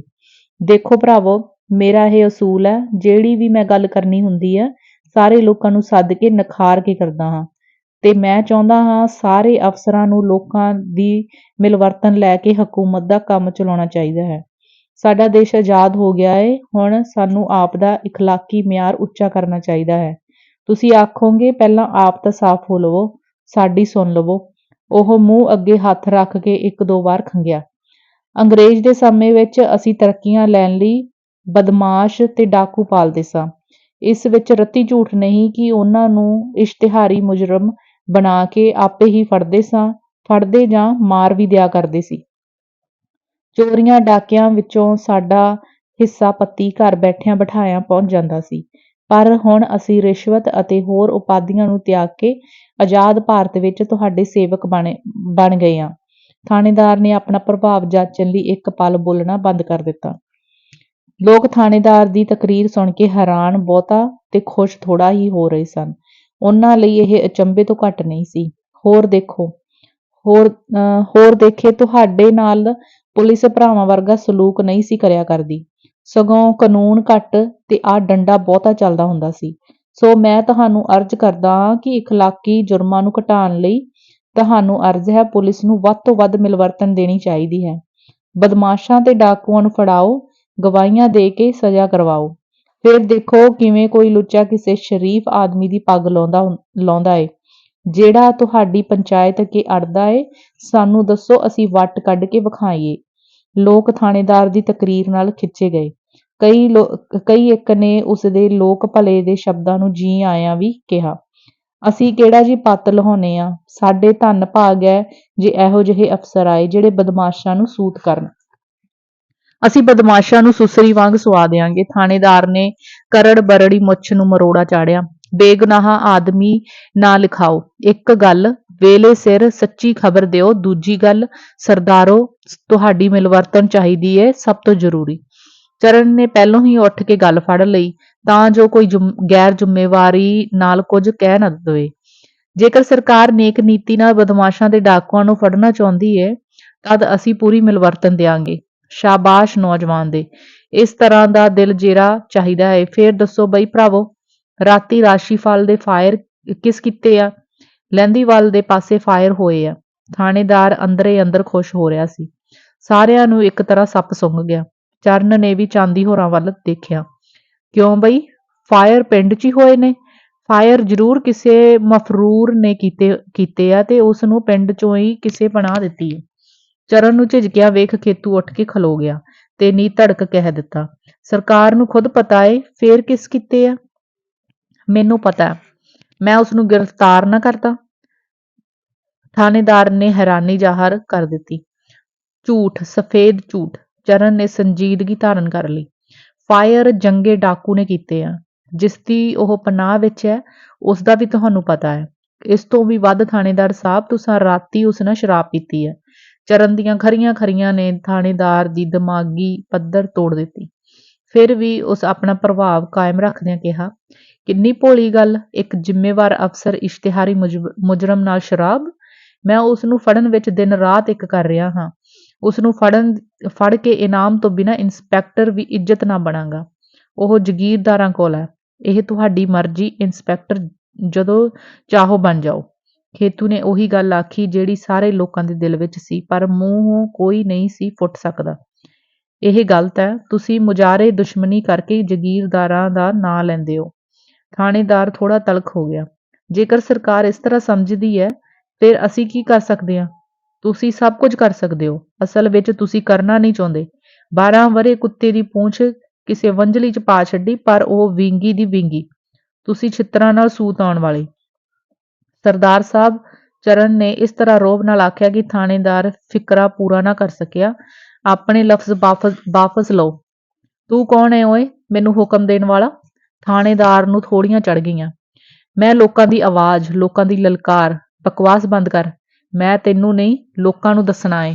ਨਾ ਹਕੂਮਤ ਦੀ ਜ਼ਹੀਨੀਅਤ ਬਦਲੀ ਏ, ਨਾ ਪੁਰਾਣੀ ਕਾਨੂੰਨ। ਇੱਕ ਲੇਬਲ ਜ਼ਰੂਰ ਬਦਲਿਆ ਏ। ਫਿਰ ਲੋਕਾਂ ਨੂੰ ਸੰਬੋਧਨ ਹੁੰਦਿਆਂ ਕਿਹਾ, ਕਿਸਾਨ ਭਰਾਵੋ, ਤੁਸੀਂ ਚੰਗੀ ਤਰ੍ਹਾਂ ਹੱਥ ਤੇ ਸਰੋਂ ਜਮਾ ਕੇ ਵੇਖ ਲਈ। ਜਿਹੜੀ ਸਰਕਾਰ ਅਤੇ ਕਾਨੂੰਨ ਸਦਾ ਅੱਜ ਜਗੀਰਦਾਰਾਂ ਦੀ ਰਾਖੀ ਕਰਦੀ ਏ, ਅਸੀਂ ਉਸ ਨੂੰ ਮਿਲਵਰਤਨ ਕਦੇ ਨਹੀਂ ਦੇ ਸਕਦੇ, ਕਦੇ ਨਹੀਂ ਦੇ ਸਕਦੇ। ਕੋਈ ਆਦਮੀ ਹੱਥੀਂ ਮੌਤ ਨਹੀਂ ਖਰੀਦ ਸਕਦਾ। ਉੱਠੋ, ਚਲੋ ਘਰਾਂ ਨੂੰ। ਇਹ ਸਾਡੀ ਸਰਕਾਰ ਨਹੀਂ। ਜੇ ਸਾਡੇ 'ਚ ਹਿੰਮਤ ਹੋਈ, ਆਪਣੀ ਲੋਕ ਸਰਕਾਰ ਬਣਾਵਾਂਗੇ। ਚਰਨ ਦੇ ਅੱਗੇ ਤੁਰਨ ਲਈ ਚਾਂਦੀ, ਖੇਤੂ ਤੇ ਵੀਰੂ ਪਿੱਛੇ ਹੋ ਗਏ। ਕਿਸਾਨ ਸਭਾ ਦੇ ਸਾਰੇ ਹਮਦਰਦ ਉੱਠ ਖਲੋਤੇ। ਚਰਨ ਦੇ ਬੋਲਾਂ ਨੇ ਦੋ ਚਿੱਤੀਆਂ ਨੂੰ ਵੀ ਜੋਸ਼ ਦੇ ਦਿੱਤਾ। ਧੜਾ ਝੱਟ ਵਿੱਚ ਹੀ ਖਾਲੀ ਹੋ ਗਿਆ। ਕੇਵਲ 2 ਨੰਬਰਦਾਰ, ਇੱਕ ਚੌਕੀਦਾਰ ਤੇ 2 ਕੁ ਜਗੀਰਦਾਰਾਂ ਦੇ ਝੋਲੀ ਚੁੱਕ ਬੈਠੇ ਰਹਿ ਗਏ। ਥੱਕੇ ਕਿਰਤੀ ਮੱਥੇ ਨੂੰ ਚੁੰਮਣ ਦੇਹਾ ਸੂਹਾ ਜਿਸ, ਚੜ੍ਹਨੀ ਉਹਨਾਂ ਹਿੰਮਤ ਦੀ, ਅਜੇ ਪ੍ਰਭਾਤ ਬਾਕੀ ਹੈ। ਜਸਵੰਤ ਸਿੰਘ ਕੰਵਲ ਦਾ ਨਾਵਲ ਰਾਤ ਬਾਕੀ ਹੈ ਦਾ ਭਾਗ 5ਵਾਂ, ਰੋਕ। ਦੁਸ਼ਮਣ ਸੁੱਟਿਆ ਫੜ ਕੇ, ਅਟਾਰੀ ਉੱਚਿਓਂ ਚਾੜ ਕੇ, ਉਹਦੇ ਬਸ ਮਰਨ ਦੀ ਲੋਕੋ ਅਖੀਰੀ ਝਾਤ ਬਾਕੀ ਹੈ। ਕਿਸਾਨ ਸਭਾ ਦੀ ਜੈਲ ਕਮੇਟੀ ਦੀ ਮੀਟਿੰਗ ਭਰਪੂਰ ਦੇ ਚਵਾਰੇ ਵਿੱਚ ਹੋ ਰਹੀ ਸੀ। ਭਰਪੂਰ ਭਾਵੇਂ ਕਾਲਜ ਪੜ੍ਹਦਾ ਸੀ, ਪਰ ਉਸਦੀ ਗੈਰ ਹਾਜ਼ਰੀ ਵਿੱਚ ਚਰਨ ਤੇ ਉਸਦੇ ਸਾਥੀ ਉਹਨਾਂ ਦੇ ਚੁਬਾਰੇ ਨੂੰ ਲੋੜ ਪੈਣ ਤੇ ਘਰਦਿਆਂ ਵਾਂਗ ਵਰਤ ਲਿਆ ਕਰਦੇ ਸਨ। ਭਰਪੂਰ ਦੀ ਭੂਆ ਨੇ ਕਦੇ ਮੱਥੇ ਵੱਟ ਨਹੀਂ ਪਾਇਆ ਸੀ, ਸਗੋਂ ਚਰਨ ਉੱਤੇ ਉਹ ਗਿਲਾ ਕਰਦੀ ਕਿ ਹੁਣ ਤੂੰ ਮਿਲਣ ਵੀ ਨਹੀਂ ਆਉਂਦਾ। ਜੈਲ ਕਮੇਟੀ ਦੇ 7 ਅਹੁਦੇਦਾਰ ਸਨ, ਜਿਨ੍ਹਾਂ ਵਿੱਚ ਚਰਨ ਜੁਆਇੰਟ ਸੈਕਟਰੀ ਸੀ। 5 ਮੈਂਬਰ ਹਾਜ਼ਰ ਸਨ, 2 ਦੀ ਹਾਲੇ ਉਡੀਕ ਹੋ ਰਹੀ ਸੀ। ਚਰਨ ਉਹਨਾਂ ਦੋਹਾਂ ਵਿੱਚੋਂ ਇੱਕ ਸੀ। ਸਾਰੇ ਦੋਹਾਂ ਦੇ ਲੇਟ ਹੋਣ ਨੂੰ ਬੜੀ ਔਖ ਨਾਲ ਅਨੁਭਵ ਕਰ ਰਹੇ ਸਨ। ਚਰਨ ਅੱਧਾ ਘੰਟਾ ਲੇਟ ਆਇਆ। ਸਾਰੇ ਉਸਦੇ ਗਲ ਪੈ ਗਏ। ਗੱਲ ਕਰ ਬਾਈ, ਤੂੰ ਇੰਨਾ ਲੇਟ ਕਿਉਂ ਆਇਆ? ਇੱਕ ਨੇ ਪ੍ਰਧਾਨ ਵਾਂਗ ਜਵਾਬ ਤਲਬੀ ਕੀਤੀ। ਕਿਸੇ ਨੇ ਕਿਤੇ ਜਾਣਾ, ਕਿਸੇ ਨੇ ਕੁਝ ਕਰਨਾ, ਤੂੰ ਘਰ ਨਵਾਬ ਸਾਹਿਬ ਬਣਿਆ ਰਿਹਾ। ਦੂਜੇ ਨੇ ਲੋਹਾ ਲਾਖਾ ਹੁੰਦਿਆਂ ਕਿਹਾ। ਕਿਸੇ ਕੁਝ ਆਖਿਆ, ਕਿਸੇ ਕੁਝ ਪੁੱਛਿਆ, ਪਰ ਚਰਨ ਨੇ ਅੱਗੋਂ ਥੋੜ੍ਹਾ ਮੁਸਕਰਾਉਂਦਿਆਂ ਧੀਰਜ ਨਾਲ ਉੱਤਰ ਦਿੱਤਾ, ਮੇਰੀ ਗੱਲ ਤਾਂ ਸੁਣ ਲਓ। ਮੈਨੂੰ ਇਤਲਾਹ ਮਿਲੀ ਨੂੰ ਹਾਲੇ 2 ਘੰਟੇ ਵੀ ਨਹੀਂ ਹੋਏ ਬਈ ਜੈਲ ਕਮੇਟੀ ਦੀ ਮੀਟਿੰਗ ਹੋ ਰਹੀ ਹੈ। ਪੱਠੇ ਜ਼ਰੂਰ ਸੁੱਟ ਆਇਆ ਹਾਂ, ਸਹੁੰ ਲੈ ਲਵੋ ਜੇ ਕੁਤਰੇ ਵੀ ਆ, ਆਪੇ ਘਰ ਦੇ ਵੱਢ ਕੇ ਪਾ ਦੇਣਗੇ। ਅੱਧਾ ਰਾਹ ਭੱਜਾ ਆਇਆ ਹਾਂ, ਹੌਂਕਣੀ ਅੱਡ ਚੜ੍ਹ ਗਈ। ਅੱਗੋਂ ਤੁਸੀਂ ਅਲੇਹੇ ਵਾਂਗ ਚੁੰਬੜ ਪਏ। ਪਹਿਲੋਂ ਸੈਕਟਰੀ ਤੋਂ ਨਹੀਂ ਪੁੱਛਦੇ, ਜਿਸ ਵੇਲੇ ਸਿਰ ਸਾਰਿਆਂ ਨੂੰ ਇਤਲਾਹ ਨਹੀਂ ਦਿੱਤੀ। ਸੈਕਟਰੀ ਨੇ ਆਪਣੇ ਬਚਾਅ ਲਈ ਕਿਹਾ, ਭਾਈ ਸਾਹਿਬ, ਮੀਟਿੰਗ ਬੁਲਾਉਣ ਦਾ ਫੈਸਲਾ ਹੀ ਕੱਲ੍ਹ ਹੋਇਆ ਏ ਤੇ ਮੈਂ ਕਾਹਲੀ ਵਿੱਚ ਸਾਰਿਆਂ ਨੂੰ ਜ਼ਿੰਮੇਵਾਰ ਆਦਮੀਆਂ ਕੋਲੋਂ ਸੁਨੇਹੇ ਘੱਲ ਦਿੱਤੇ। ਕਿਸੇ ਨੂੰ ਦਸਤੀ ਚਿੱਠੀ, ਹੋ ਸਕਦਾ ਏ ਤੈਨੂੰ ਆਦਮੀ ਲੇਟ ਮਿਲਿਆ ਹੋਵੇ। ਇੱਕ ਬਾਬੇ ਨੇ ਜੈਲ ਕਮੇਟੀ ਦੇ ਪ੍ਰਧਾਨ ਦੀ ਹੈਸੀਅਤ ਵਿੱਚ ਸਭ ਦੀਆਂ ਗੱਲਾਂ ਨੂੰ ਖਤਮ ਕਰਨ ਲਈ ਆਖਿਆ। ਤੁਸੀਂ ਕਾਰਵਾਈ ਸ਼ੁਰੂ ਕਰੋ। ਜਾਬਾਂ ਦੇ ਭੇੜ ਵਿੱਚ ਸਮਾਂ ਨਾ ਲਾਓ। ਜੇ ਇੱਕ ਆਦਮੀ ਨਹੀਂ ਆਇਆ ਤਦ ਕੋਈ ਗੱਲ ਨਹੀਂ। ਬਿਲਕੁਲ ਠੀਕ, ਚਰਨ ਨੇ ਬਾਬੇ ਦੀ ਗੱਲ ਦੀ ਤਾਈਦ ਕਰ ਦਿੱਤੀ। ਪਹਿਲੀ ਗੱਲ, ਬਾਬੇ ਨੇ ਥੋੜ੍ਹਾ ਸੋਚਦਿਆਂ ਕਿਹਾ, ਚਰਨ, ਭਰਪੂਰ ਦੀ ਭੂਆ ਨੂੰ ਕਹੋ 3 ਸਾਥੀਆਂ ਦੀ ਰੋਟੀ ਬਣਾਵੇ। ਅਸੀਂ 3 ਉੱਧਰ, ਸਾਡੀ ਰਿਸ਼ਤੇਦਾਰੀ ਏ, ਖਾ ਲਾਂਗੇ। ਇੱਕ ਘਰ ਭਾਰ ਠੀਕ ਨਹੀਂ। ਬਹੁਤ ਅੱਛਾ, ਚਰਨ ਚੁਬਾਰੇ ਦੀਆਂ ਪੌੜੀਆਂ ਉੱਤਰ ਆਇਆ। ਭੂਆ ਜੀ, ਚਰਨ ਵੀ ਭਰਪੂਰ ਦੇ ਨਾਲ ਭੂਆ ਹੀ ਆਖਦਾ ਹੁੰਦਾ ਸੀ। ਰੋਟੀਆਂ 2 ਆਦਮੀਆਂ ਦੀਆਂ ਹੀ ਬਣਾਉਣੀਆਂ। ਮੈਂ ਖਾ ਕੇ ਆਇਆ ਹਾਂ ਤੇ ਬਾਕੀ ਉੱਧਰ ਕਿਸੇ ਦੇ ਖਾਣੀ ਏ। ਕਿਉਂ ਖਾਣੀ ਏ? ਸਾਥੋਂ 4 ਟਿੱਕੀਆਂ ਨਹੀਂ ਲੈਂਦੀਆਂ? ਹੱਥ ਪੜੱਥੀ ਲਈ ਅਮਰੋ ਨੂੰ ਸੱਦ ਲਿਆਉਂਦੀਆਂ। ਭੂਆ ਨੇ 2 ਕਦਮਾਂ ਪੁੱਟਦਿਆਂ ਆਖਿਆ। ਨਹੀਂ ਭੂਆ ਜੀ, 2 ਆਦਮੀਆਂ ਦੀ ਰੋਟੀ ਪਕਾਉਣੀ ਵਾਧੂ ਖਰਾਬ ਹੋਵੇਗੀ ਐਵੇਂ। ਮੈਂ ਡੱਡੀਏ, ਤੈਨੂੰ ਪਹਿਲਾਂ ਚਾਹ ਨਾ ਬਣਾ ਦਿਆਂ? ਨਾ ਭੂਆ, ਜੇ ਲੋੜ ਹੋਵੇਗੀ ਮੈਂ ਆਪ ਬਣਾ ਲਵਾਂਗਾ। ਇੰਨਾ ਆਖਦਿਆਂ ਚਰਨ ਚੁਬਾਰੇ ਚੜ੍ਹ ਗਿਆ। ਚਰਨ ਦੇ ਆਪਣੀ ਥਾਂ ਬਹਿ ਜਾਣ 'ਤੇ ਬਾਬਾ ਬੋਲਿਆ, ਏਜੰਡਾ ਦੱਸੋ ਸੈਕਟਰੀ ਸਾਹਿਬ। ਏਜੰਡਾ ਹੁਣੇ ਤਿਆਰ ਕਰ ਲੈਂਦੇ ਹਾਂ, ਸੈਕਟਰੀ ਨੇ ਸਫੇਦ ਕਾਗਜ਼ ਤੇ ਪੈਨਸਲ ਚਲਾਉਂਦਿਆਂ ਉੱਤਰ ਦਿੱਤਾ। ਵਾਹ ਭਾਈ ਸਾਹਿਬ, ਬਾਬੇ ਨੇ ਸੈਕਟਰੀ ਨੂੰ ਸ਼ਰਮ ਦਿੱਤੀ। ਅਜਿਹੀਆਂ ਘੋਲਾਂ ਹੀ ਸਾਨੂੰ ਸੂਝ ਤੇ ਏਕੇ ਵੱਲੋਂ ਮਜ਼ਬੂਤ ਨਹੀਂ ਹੋਣ ਦਿੰਦੀਆਂ। ਜਿਹੜੀ ਜਮਾਤ ਨੂੰ ਇਹ ਨਹੀਂ ਪਤਾ ਉਹ ਕਾਹਦੇ ਵਾਸਤੇ ਇਕੱਠੀ ਹੋ ਰਹੀ ਹੈ, ਕਿਸ ਚੀਜ਼ 'ਤੇ ਵਿਚਾਰ ਕਰਨੀ ਹੈ, ਕਿਹੜੇ ਨਿਸ਼ਾਨੇ 'ਤੇ ਪਹੁੰਚਣਾ ਹੈ, ਉਹ ਕਾਮਯਾਬ ਕਿਸ ਤਰ੍ਹਾਂ ਹੋ ਜਾਵੇਗੀ। ਅੱਛਾ, ਕਰੋ ਤੈਅ। ਸਭ ਤੋਂ ਪਹਿਲਾਂ ਤੁਸੀਂ ਇਲਾਕੇ ਦੀ ਰਿਪੋਰਟ ਪੇਸ਼ ਕਰੋ। 22ਵੇਂ ਪ੍ਰੋਗਰਾਮ ਤੋਂ ਬਿਨਾਂ ਪ੍ਰਧਾਨ ਉਹਨਾਂ ਦੇ ਕੰਮਾਂ ਨੂੰ ਨੱਕ ਬੁੱਲ ਮਾਰ ਰਿਹਾ ਸੀ। ਕਿਸਾਨ ਸਭਾ ਦੀ ਭਰਤੀ, ਪਿੰਡਾਂ ਵਿੱਚ ਇੱਕ ਰੋਜ਼ਾ ਕਾਨਫਰੰਸ। ਇੱਕ ਹੋਰ ਸਾਥੀ ਨੇ ਲਿਖਾਇਆ, ਪ੍ਰਧਾਨ ਸਾਹਿਬ, ਮੈਂ ਸਭ ਤੋਂ ਜ਼ਰੂਰੀ ਵਟਾਈ ਦੇ ਮਸਲੇ ਨੂੰ ਸਮਝਦਾ ਹਾਂ। ਚਰਨ ਨੇ ਹੱਥ ਉੱਚਾ ਚੁੱਕਦਿਆਂ ਆਖਿਆ। ਬਿਲਕੁਲ, ਵਟਾਈ ਸਾਡੇ ਲਈ ਸਭ ਤੋਂ ਅਹਿਮੀਅਤ ਰੱਖਦੀ ਹੈ। ਇੱਕ ਹੋਰ ਸਾਥੀ ਨੇ ਚਰਨ ਦੀ ਪ੍ਰੋੜਤਾ ਕੀਤੀ। ਇੱਕ ਹੋਰ ਵੀ ਧਿਆਨ ਦੇਣ ਵਾਲੀ ਗੱਲ, ਫਸਲਾਂ ਪੱਕ ਜਾਣ 'ਤੇ ਜਾਗੀਰਦਾਰ ਕਿਸਾਨਾਂ ਮੁਜ਼ਾਹਰਿਆਂ ਨੂੰ 108-51 ਵਿੱਚ ਹਵਾਲਾਤ ਦੁਆ ਕੇ ਫਸਲਾਂ ਵੱਢਣ ਦੀ ਸੋਚ ਰਹੇ ਹੈ। ਚਰਨ ਨੇ ਨਵਾਂ ਪਹਿਲੂ ਦਰਸਾਇਆ। ਇਹ ਸ਼ਰਾਰਤ ਸਾਡੇ ਜ਼ਿਲ੍ਹੇ 'ਚ ਪਿਛਲੇ ਸਾਲ ਦੀ ਕਈ ਥਾਵਾਂ 'ਤੇ ਹੋਈ ਸੀ। ਇਸ ਨੂੰ ਹੁਣੇ ਵਿਚਾਰ ਕੇ ਰੋਕਣਾ ਚਾਹੀਦਾ ਹੈ। ਬਾਬੇ ਨੇ ਚਰਨ ਦੀ ਇਸ ਗੱਲ ਨੂੰ ਕਾਫੀ ਮਹਾਨਤਾ ਭਰਪੂਰ ਸਮਝਿਆ। 1 ਮਿੰਟ ਲਈ ਸਾਰੇ ਚੁੱਪ ਹੋ ਗਏ। ਕਿਉਂ ਬਈ, ਕਿਸੇ ਹੋਰ ਨੇ ਗੱਲ ਦਰਜ ਕਰਾਉਣੀ ਹੋਵੇ? ਬਸ ਕੋਈ ਨਹੀਂ। ਪ੍ਰਧਾਨ ਨੇ ਸਾਰਿਆਂ ਦੇ ਚਿਹਰੇ ਨੂੰ ਇੱਕ ਕਰਕੇ ਤਾੜਿਆ। ਅੱਛਾ ਸੈਕਟਰੀ ਜੀ, ਮੋਟੀ ਰਿਪੋਰਟ ਸੁਣਾਓ। ਸੈਕਟਰੀ ਨੇ ਕਾਪੀ ਦੇ ਵਰਕੇ ਫੋਲ ਕੇ ਪੜ੍ਹਨਾ ਸ਼ੁਰੂ ਕੀਤਾ। ਇਹ ਮੀਟਿੰਗ ਕਿਉਂ ਬੁਲਾਈ ਗਈ? ਇਸ ਦਾ ਜਵਾਬ ਹੀ ਰਿਪੋਰਟ ਦੀ ਨਿਚੋੜ ਹੈ। ਹਾੜੀ ਦੀ ਫਸਲ ਪੱਕਣ ਦੇ ਨੇੜੇ ਆ ਗਈ ਹੈ। ਮਰੂਸੀ ਮੁਜ਼ਾਹਰਿਆਂ ਬਹੁਤ ਚਿਰ ਤੋਂ ਮਰੂਸ ਨਹੀਂ ਦਿੱਤਾ। ਕਿਸਾਨ ਸਭਾ ਦਾ ਫੈਸਲਾ ਹੈ, ਮਰੂਸ ਟੁੱਟਣਾ ਚਾਹੀਦਾ ਹੈ ਤੇ ਉਹਨਾਂ ਨੂੰ ਦੇਣਾ ਨਹੀਂ ਚਾਹੀਦਾ। ਬਾਕੀ ਰਿਹਾ ਮੁਜ਼ਾਹਰਿਆਂ ਦੀ ਵਟਾਈ ਦਾ ਮਾਮਲਾ। ਅੱਧੀ ਵਟਾਈ ਮੁਜ਼ਾਹਰੇ ਕਿਸੇ ਤਰ੍ਹਾਂ ਦੇ ਨਹੀਂ ਸਕਦੇ। ਕਿਸਾਨ ਸਭਾ ਦੇ ਪ੍ਰੋਗਰਾਮ ਅਨੁਸਾਰ ਤੀਜਾ ਹਿੱਸਾ ਦੇਣਾ ਵੀ ਔਖਾ ਹੈ। ਜਾਗੀਰਦਾਰ ਵਾਢੀ ਅਤੇ ਵਟਾਈ ਲਈ ਜ਼ਬਰਦਸਤੀਆਂ 'ਤੇ ਉਤਰ ਆਏ ਹਨ। ਕਈਆਂ ਪਿੰਡਾਂ 'ਚ 2-2 ਸਾਲ ਦੀ ਵਟਾਈ ਰੁਕੀ ਹੋਈ ਹੈ। ਜਾਗੀਰਦਾਰ ਤੇ ਵਸਵੇਦਾਰ ਡਾਕੂਆਂ, ਬਦਮਾਸ਼ਾਂ ਤੇ ਪੁਲਿਸ ਦਾ ਸਹਾਰਾ ਲੈ ਰਹੇ ਹਨ। ਕਿਸਾਨਾਂ ਮੁਜ਼ਾਹਰਿਆਂ ਦੀ ਓਟ ਇੱਕ ਕਿਸਾਨ ਸਭਾ ਹੈ। ਕਿਸਾਨ ਸਭਾ ਦਾ ਫਰਜ਼ ਹੈ ਕਿ ਸਾਰੀ ਕਿਸਾਨੀ ਨੂੰ ਗੁੰਡਿਆਂ ਦੇ ਖਿਲਾਫ ਏਕੇ ਦੀ ਲੱਠ ਬਣਾ ਦੇਵੇ। ਜਿੱਥੇ ਵੀ ਲੋੜ ਪਵੇ ਦੂਜੇ ਪਿੰਡਾਂ ਤੋਂ ਉੱਥੇ ਮਦਦ ਪਹੁੰਚਾਈ ਜਾਵੇ।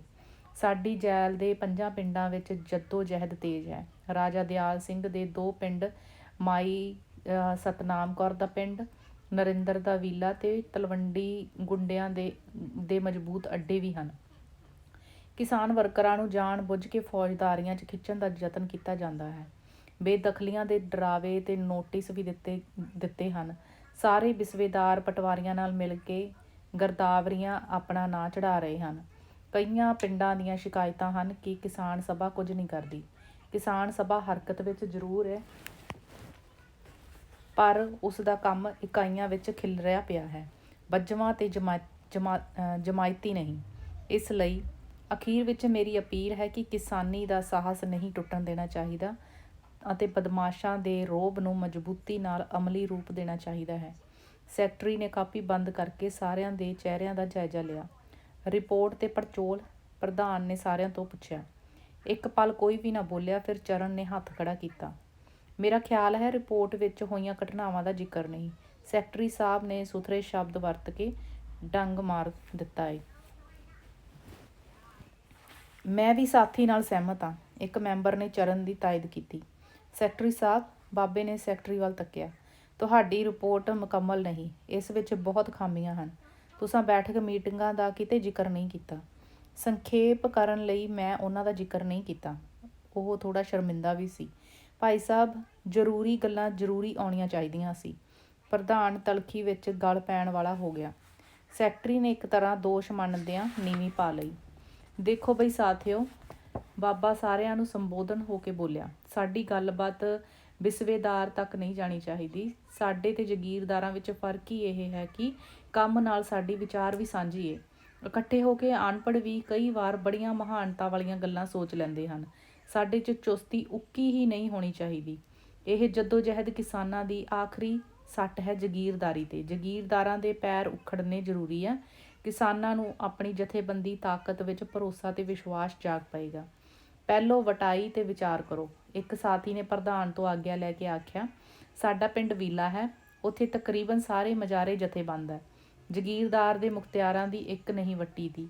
ਜਾਗੀਰਦਾਰੀ ਨੂੰ ਸੇਕ ਲਾਉਣ ਲਈ ਕਿਉਂ ਨਾ ਕਦਮ ਪੁੱਟਿਆ ਜਾਵੇ, ਨਾਲੇ ਵਟਾਈ ਦਾ ਰੇੜਕਾ ਮੁੱਕੇ।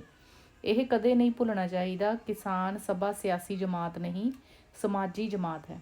ਬਾਬੇ ਨੇ ਥੋੜ੍ਹੀ ਵਿਖਿਆ ਦਿੱਤੀ। ਸਾਡਾ ਨਾਅਰਾ ਹੈ ਜ਼ਮੀਨ ਕਾਸ਼ਤਕਾਰ ਦੀ, ਸੋ ਅਸਾਂ ਬਿਨਾਂ ਮੁਆਵਜ਼ੇ ਦੇ ਕਿਸਾਨਾਂ ਨੂੰ ਜ਼ਮੀਨ ਦਾ ਮਾਲਕ ਬਣਾਉਣਾ ਹੈ। ਹੁਣ ਸਵਾਲ ਕਿਸਾਨ ਦੀ 10 ਨੌਆਂ ਦੀ ਕਮਾਈ ਨੂੰ ਬਚਾਉਣ ਦਾ ਹੈ। ਮੈਨੂੰ ਭਾਸਦਾ ਹੈ ਜਿਵੇਂ ਇਕੱਲਾ ਤੁਹਾਡੇ ਸਾਰਿਆਂ ਜਿੰਨਾ ਵਕਤ ਲੈ ਲੈਂਦਾ। ਅੱਗੇ ਚੱਲੋ ਬਈ। ਚਰਨ ਨੇ ਆਪਣੇ ਪਿੰਡ ਦੇ ਹਾਲਾਤ ਦੱਸਣ ਲਈ ਸਮਾਂ ਮੰਗਿਆ। ਉਹਨੂੰ ਇਜਾਜ਼ਤ ਮਿਲ ਗਈ। ਸ਼ਾਇਦ ਮੈਨੂੰ ਆਪਣੇ ਪਿੰਡ ਦੀ ਪੋਜੀਸ਼ਨ ਦੱਸਦਿਆਂ ਕੁਝ ਸਮਾਂ ਲੱਗ ਜਾਵੇ। ਮੇਰਾ ਵਿਸ਼ਵਾਸ ਹੈ ਕਿ ਇਹ ਹਾਲਤ ਥੋੜ੍ਹੇ ਬਹੁਤ ਫਰਕ ਨਾਲ ਸਾਰੇ ਮੁਜਾਰੇ ਤੇ ਕਿਸਾਨ ਪਿੰਡਾਂ ਦੇ ਵਾਪਰਦੇ ਹਨ। ਸਾਡੇ ਪਿੰਡ ਦੀ ਜਾਗੀਰ ਨਰਿੰਦਰਪਾਲ ਦੇ ਵਡੇਰਿਆਂ ਨੂੰ ਸਿੱਖ ਰਾਜ ਵਿਰੁੱਧ ਅੰਗਰੇਜ਼ਾਂ ਨਾਲ ਮਿਲ ਕੇ ਲੜਨ ਕਾਰਨ ਇਨਾਮ ਵਿੱਚ ਮਿਲੀ ਸੀ। ਸਾਡੇ ਬਜ਼ੁਰਗ ਢੇਰ ਸਮਾਂ ਪਹਿਲਾਂ ਇਸ ਧਰਤੀ 'ਤੇ ਮੋੜੀ ਗੱਡ ਵਸਨੀਕ ਸਨ। ਜ਼ਮੀਨ ਉਦੋਂ ਆਬਾਦ ਨਹੀਂ ਸੀ। ਹਲ ਵਾਹੀ ਨਾਲੋਂ ਲੋਕ ਗਾਈਆਂ ਮਈਆਂ ਪਾਲਿਆ ਕਰਦੇ ਸਨ। ਸਿੱਖ ਰਾਜ ਵਿਰੁੱਧ ਗੱਦਾਰੀ ਕਰਨ ਦੇ ਇਨਾਮ ਵਜੋਂ ਅੱਧੇ ਪਿੰਡ ਦੀ ਜ਼ਮੀਨ ਦਾ ਇੰਤਕਾਲ ਇਹਨਾਂ ਪਾਲਾਂ ਦੇ ਨਾਂ ਚੜ੍ਹਾ ਦਿੱਤਾ। ਆਮ ਲੋਕਾਂ ਨੂੰ ਬੇਆਬਾਦ ਜ਼ਮੀਨ ਦੀ ਮਲਕੀਅਤ ਦਾ ਅਹਿਸਾਸ ਨਹੀਂ ਸੀ। ਜਦੋਂ ਜ਼ਮੀਨ ਵਾਹੀ ਜਾਣ ਲੱਗੀ, ਜਾਗੀਰਦਾਰਾਂ ਨੇ ਮਹਾਰਾਜ ਦੇ ਰਿਸ਼ਤੇਦਾਰਾਂ ਨੂੰ ਧੀਆਂ ਦੇ ਰਿਸ਼ਤੇ ਦੇ ਕੇ ਆਪਣੇ ਆਪ ਨੂੰ ਹੋਰ ਮਜ਼ਬੂਤ ਕਰ ਲਿਆ। ਬੀੜ ਦੇ ਜੰਗਲ ਸਾਡੇ ਬਜ਼ੁਰਗਾਂ ਕੱਟੇ ਤੇ ਸਾਫ਼ ਕੀਤੇ। ਜਦੋਂ ਜ਼ਮੀਨ ਪੈਦਾਵਾਰ ਦੇ ਕਬੂਲ ਹੋਈ, ਤਦੋਂ ਜਾਗੀਰਦਾਰਾਂ ਮਾਲਕੀ ਦਾ ਪਟਾ ਕੱਢ ਵਿਖਾਇਆ। ਪਹਿਲਾਂ ਸਰਕਾਰੀ ਮਾਲੀਆ ਪੈਦਾਵਾਰ ਦਾ ਚੌਥਾ ਹਿੱਸਾ ਦਿੱਤਾ ਜਾਂਦਾ ਸੀ। ਉਸ ਹਿੱਸੇ ਵਿੱਚੋਂ ਹਿੱਸਾ ਜਾਗੀਰਦਾਰ ਲੈਂਦਾ ਸੀ।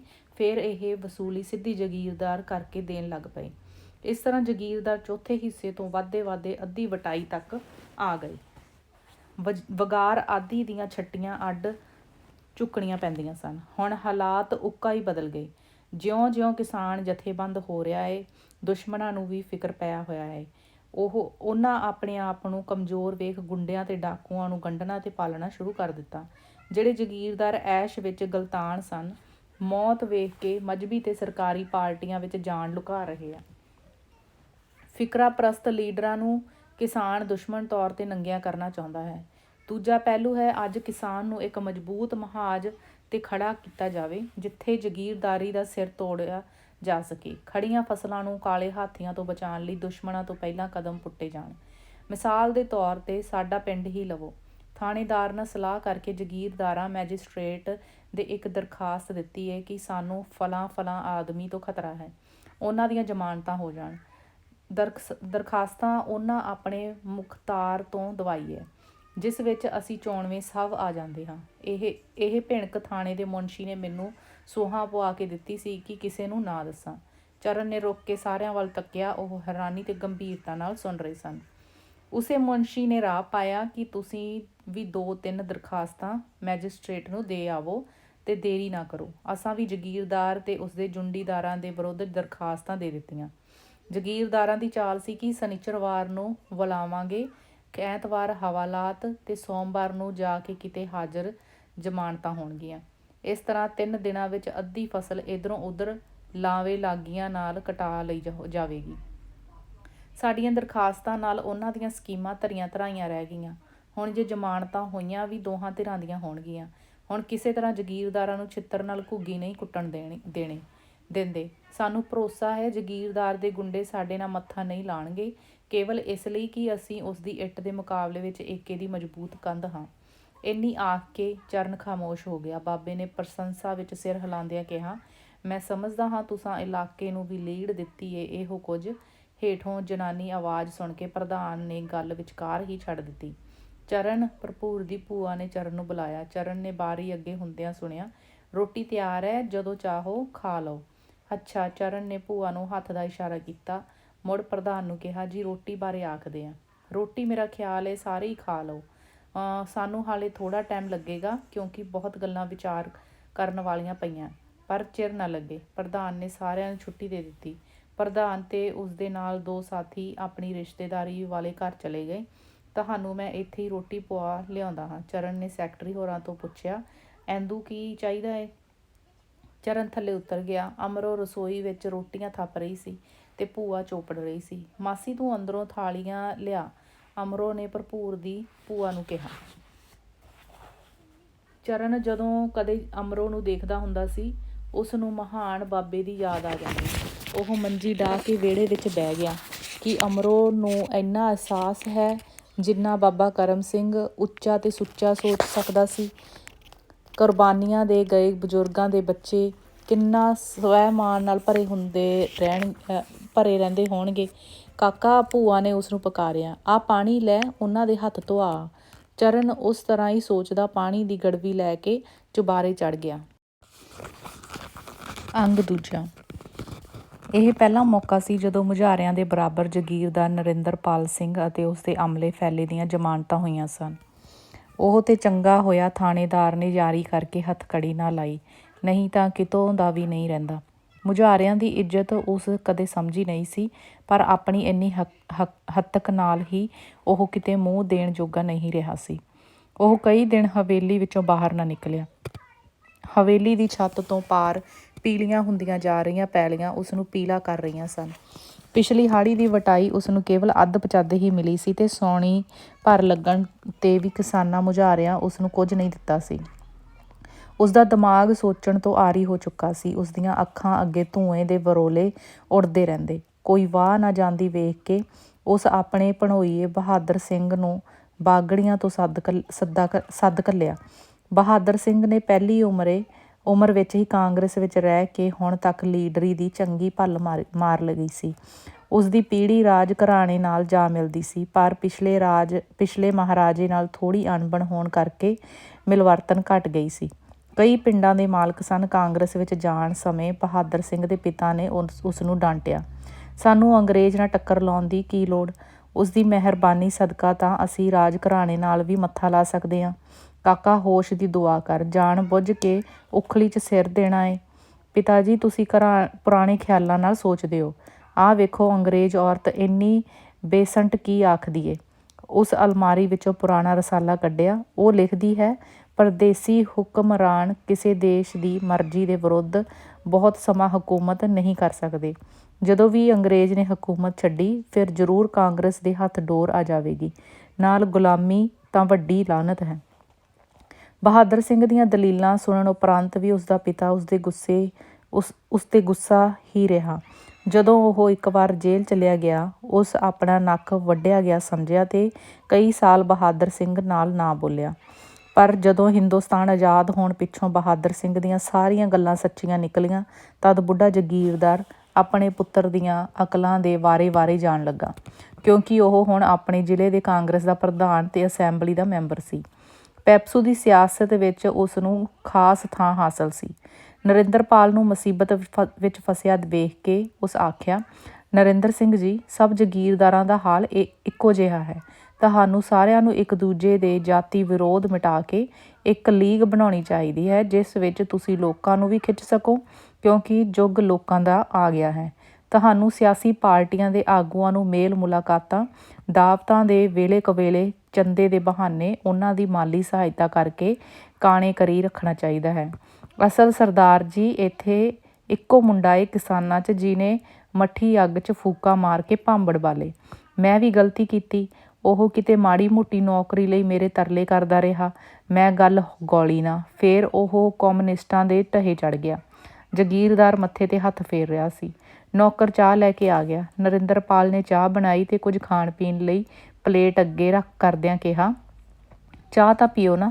ਬਹਾਦਰ ਸਿੰਘ ਨੇ ਪਿਆਲਾ ਚੁੱਕਿਆ। ਘਬਰਾਉਣ ਦੀ ਲੋੜ ਨਹੀਂ, ਸਾਡੇ ਪੈਰ ਬੜੇ ਮਜ਼ਬੂਤ ਹੈ। ਲੋਕਾਂ ਨੂੰ ਨਾਲ ਲਓ, ਅਸੀਂ ਜੱਟਵਾਦ ਨੂੰ ਹਾਲੇ ਬਹੁਤ ਵਾਰ ਰੋਲਾਂਗੇ। ਗੌਰਮੈਂਟ ਦੇ ਟੈਂਸੀ ਐਕਟ ਕਿਵੇਂ ਵੀ ਬਣਨ, ਸਾਡੀ ਬੱਚਤ ਦਾ ਜ਼ਰੂਰ ਖਿਆਲ ਰੱਖਿਆ ਜਾਵੇਗਾ। ਇਹ ਫੈਸਲਾ ਏ। ਤੁਸੀਂ ਕਾਂਗਰਸੀ ਬਣੋ, ਅਕਾਲੀ ਬਣੋ, ਕੋਈ ਫਰਕ ਨਹੀਂ ਪੈਂਦਾ। ਤੁਹਾਡੇ ਪਿੱਛੇ ਰੌਲਾ ਪਾਉਣ ਵਾਲੇ 4 ਆਦਮੀ ਚਾਹੀਦੇ ਹਨ। ਉਹ ਉਸ ਚਾਹ ਦੀ ਘੁੱਟ ਭਰ ਕੇ ਪਿਆਲਾ ਮੇਜ਼ 'ਤੇ ਰੱਖਿਆ। ਉਸ ਮੁੰਡੇ ਨੂੰ ਤਾਂ ਸੱਦੋ, ਗੱਲ ਤਾਂ ਕਰਕੇ ਵੇਖੀਏ ਕਿੰਨੀ ਕੁ ਜਾਨ ਹੈ ਉਸ ਵਿੱਚ। ਮੁੰਡਾ ਦਾਤ ਵਰਗਾ ਤਿੱਖਾ ਏ। ਅਸੀਂ ਵੱਡੇ ਵੱਡੇ ਪਹਿਲਵਾਨ ਢਾਏ ਆ, ਤੁਸੀਂ ਬੁਲਾਓ ਤਾਂ ਸਹੀ। ਕੋਲ ਖਲੋਤੇ ਨਾਜਰ ਵੱਲ ਤੱਕਦਿਆਂ ਜਗੀਰਦਾਰ ਬੋਲਿਆ, ਨਾਜਰਪਾਲ ਨੂੰ ਤਾਂ ਸੱਦੀ। ਨੌਕਰ ਚਲਿਆ ਗਿਆ। 4-5 ਮਿੰਟ ਦੋਵੇਂ ਚੁੱਪ ਰਹੇ, ਪਰ ਸੋਚਾਂ ਦੀਆਂ ਹਨੇਰੀਆਂ ਉਹਨਾਂ ਦੇ ਅੰਦਰ ਬਾਹਰ ਨੂੰ ਟਿੱਬਿਆਂ ਵਾਂਗ ਵੱਢ ਰਹੀਆਂ ਸਨ। ਜਗੀਰਦਾਰ ਵੀ ਸਮਾਜੀ ਟਿੱਬੇ ਹੁੰਦੇ ਹਨ। 1-2 ਝਾੜੀਆਂ ਉੱਡਦੀ ਰੇਤ ਨੂੰ ਰੋਕਦੀਆਂ ਰਹਿੰਦੀਆਂ ਹਨ। ਇੱਥੋਂ ਤੱਕ ਕਿ ਝਾੜੀਆਂ ਲੁਕ ਜਾਂਦੀਆਂ ਹਨ ਤੇ ਝਾੜੀਆਂ ਵਾਲੀ ਥਾਂ ਛੋਟੀ ਜਿੰਨੀ ਟਿੱਬੀ ਮੱਲ ਲੈਂਦੀ ਹੈ। ਰੇਤ ਲਗਾਤਾਰ ਰੁਕ ਰੁਕ ਕੇ ਡਿੱਗਦੀ ਰਹਿੰਦੀ ਹੈ ਤੇ ਆਕਾਰ ਵੱਧ ਕੇ ਨਰਿੰਦਰਪਾਲ ਸਿੰਘ ਅਥਵਾ ਰਾਜਾ ਦਿਆਲ ਸਿੰਘ ਬਣ ਜਾਂਦਾ ਹੈ। ਫਿਰ ਹਵਾ ਦਾ ਮੁਹਾਨ ਬਦਲ ਜਾਂਦਾ ਹੈ। ਉਹ ਸੀਟੀਆਂ ਵਜਾਉਂਦੀ, ਟਿੱਬਿਆਂ ਨੂੰ ਵਾੜ ਪਾਉਂਦੀ ਰੇਤ ਚੁੱਕਣੀ ਸ਼ੁਰੂ ਕਰ ਦਿੰਦੀ ਹੈ ਤੇ ਨਰਿੰਦਰਪਾਲ ਸਿੰਘ ਨਿੰਦੂ ਹੋ ਕੇ ਰਹਿ ਜਾਂਦਾ ਹੈ। ਜਿਉਂ ਹੀ ਪਾਲ ਕਮਰੇ ਵਿੱਚ ਵੜਿਆ, ਉਸਦੀ ਮੁਸਕਾਨ ਨੇ ਦੋਹਾਂ ਬਜ਼ੁਰਗਾਂ ਦੇ ਚਿਹਰੇ ਹਰੇ ਕਰ ਦਿੱਤੇ। ਪਾਲ ਦੇ ਬੁੱਲ੍ਹਾਂ ਵਿੱਚ ਗੁਲਾਬ ਦਾ ਖੇੜਾ ਸੀ। ਉਸ ਦੀਆਂ ਕੁੰਡੀਆਂ ਮੁੱਛਾਂ ਵਿੱਚ ਜਵਾਨੀ ਅੰਗੜਾਈਆਂ ਭਰ ਰਹੀ ਸੀ। ਉਹ ਭਾਰੇ ਸਰੀਰ ਨਾਲ ਵੀ ਉਹਨਾਂ ਨੂੰ ਖੂਬਸੂਰਤ ਜਾਪਦਾ ਸੀ। ਬੱਚੂ, ਸੁਣਿਆ ਏ ਲੰਡੋਰ ਹੋ ਗਿਆ ਏ। ਬਹਾਦਰ ਸਿੰਘ ਨੇ ਇੱਕ ਅੱਖ ਦੱਬ ਕੇ ਮੁਸਕਰਾਉਂਦਿਆਂ ਪਾਲ ਨੂੰ ਛੇੜਿਆ। ਫਿਰ ਬੁੱਢਾ ਹੋ ਕੇ ਹੋਵਾਂਗਾ ਫੁੱਫੜ ਜੀ। ਉਹ ਸਾਰੇ ਹੱਸ ਪਏ। ਪਾਲ, ਹੱਥੀਂ ਕੁਝ ਕਰੋ, ਨਹੀਂ ਮੁਝਾਰੇ ਤੁਹਾਨੂੰ ਕੱਚੀਆਂ ਖਾ ਜਾਣਗੇ। ਮੈਂ ਤਾਂ ਪਿਤਾ ਜੀ ਨੂੰ ਕਦੇ ਦਾ ਆਖਦਾ ਹਾਂ, 2 ਟਰੈਕਟਰ ਖਰੀਦੋ ਤੇ ਇਹਨਾਂ ਸਾਲਿਆਂ ਦੀਆਂ ਬੇਦਖਲੀਆਂ ਕਰਾ ਕੇ ਜੁੱਲੀਆਂ ਚੁਕਾਓ। ਹੁਣ ਸਾਨੂੰ 4-5 ਹਲਾਂ ਦੀ ਵਾਹੀ ਕਿਹੜਾ ਫਲਾਸ ਦਿੰਦੀ ਏ। ਵੱਡਾ ਟਰੈਕਟਰ 10-15 ਹਲਾਂ ਦਾ ਕੰਮ ਦੇਵੇਗਾ। ਅੱਛਾ, ਸੋਚਾਂਗੇ। ਤੂੰ ਚਰਨ ਨੂੰ ਸੱਦ ਕੇ ਲਿਆ, ਅਸੀਂ ਬੈਠਕ 'ਚ ਉਤਰਦੇ ਹਾਂ। ਜਗੀਰਦਾਰ ਨੇ ਪਾਲ ਨੂੰ ਚੇਤਾਵਨੀ ਦਿੱਤੀ। ਚਰਨ ਨੂੰ? ਉਹਨੇ ਥੋੜ੍ਹੇ ਕਿਤੇ ਆਉਣਾ ਏ। ਤੂੰ ਆਖੀ ਤੇਰਾ ਕੋਈ ਮਿਲਣ ਵਾਲਾ ਆਇਆ ਏ। ਬਹਾਦਰ ਸਿੰਘ ਨੇ ਸਮਝਾਇਆ। ਮੇਰਾ ਖਿਆਲ ਹੈ ਉਸਨੂੰ ਬੈਠਕ ਨਾਲੋਂ ਇੱਥੇ ਹੀ ਮਿਲੀਏ। ਬੈਠਕ ਨਾਲੋਂ ਉੱਪਰ ਚੁਬਾਰੇ 'ਚ ਉਹ ਸਾਡੇ ਬਾਰੇ ਥੋੜ੍ਹੀ ਅਪਣੱਤ ਮਹਿਸੂਸ ਕਰੇਗਾ। ਪਾਲ ਚਲਿਆ ਗਿਆ। ਨੌਕਰ ਨੇ ਚਾਹ ਵਾਲੀਆਂ ਪਿਆਲੀਆਂ ਟਰੇ 'ਚ ਚੁੱਕਣੀਆਂ ਸ਼ੁਰੂ ਕਰ ਦਿੱਤੀਆਂ।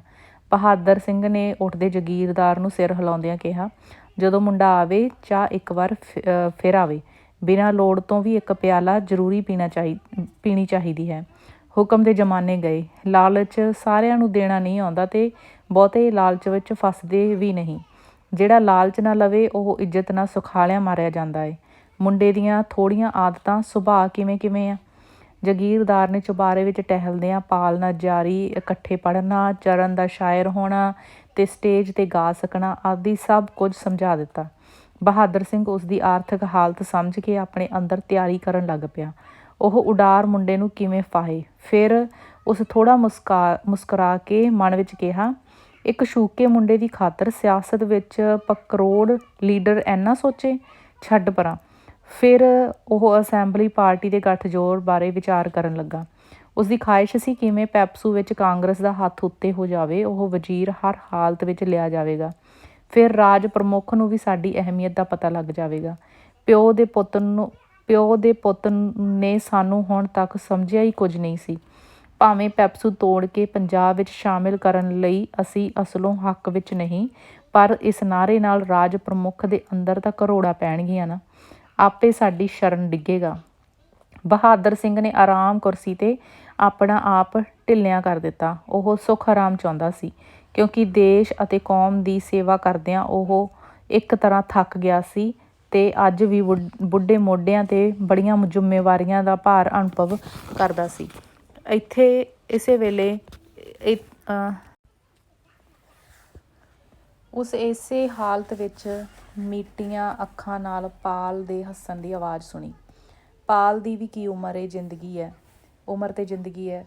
ਉਸ ਰਸ਼ਕ ਭਾਵ ਨਾਲ ਮਨ ਵਿੱਚ ਆਖਿਆ, ਜਿਵੇਂ ਇਹ ਉਸ ਨੂੰ ਹੁਣ ਕਿਵੇਂ ਵੀ ਮਿਲ ਨਹੀਂ ਸਕਦੀ ਸੀ। ਪਾਲ ਦੇ ਨਾਲ ਇੱਕ ਖੂਬਸੂਰਤ ਜਵਾਨ ਸਾਦੇ ਕੱਪੜੇ ਪਾਈ ਚੁਬਾਰੇ ਵਿੱਚ ਵੜਿਆ। ਉਸ ਆਉਂਦਿਆਂ ਹੀ ਦੋਹਾਂ ਬਜ਼ੁਰਗਾਂ ਨੂੰ ਹੱਥ ਜੋੜ ਕੇ ਸਤਿ ਸ਼੍ਰੀ ਅਕਾਲ ਆਖੀ। ਬਹਾਦਰ ਸਿੰਘ ਨੇ ਉਤਸ਼ਾਹ ਨਾਲ ਉੱਠ ਕੇ ਹੱਥ ਮਿਲਾਇਆ। ਮੇਰੇ ਫੁੱਫੜ ਜੀ, ਤੇ ਇਹ ਹੈ ਚਰਨ। ਪਾਲ ਨੇ ਜਾਣ ਪਛਾਣ ਕਰਵਾਈ।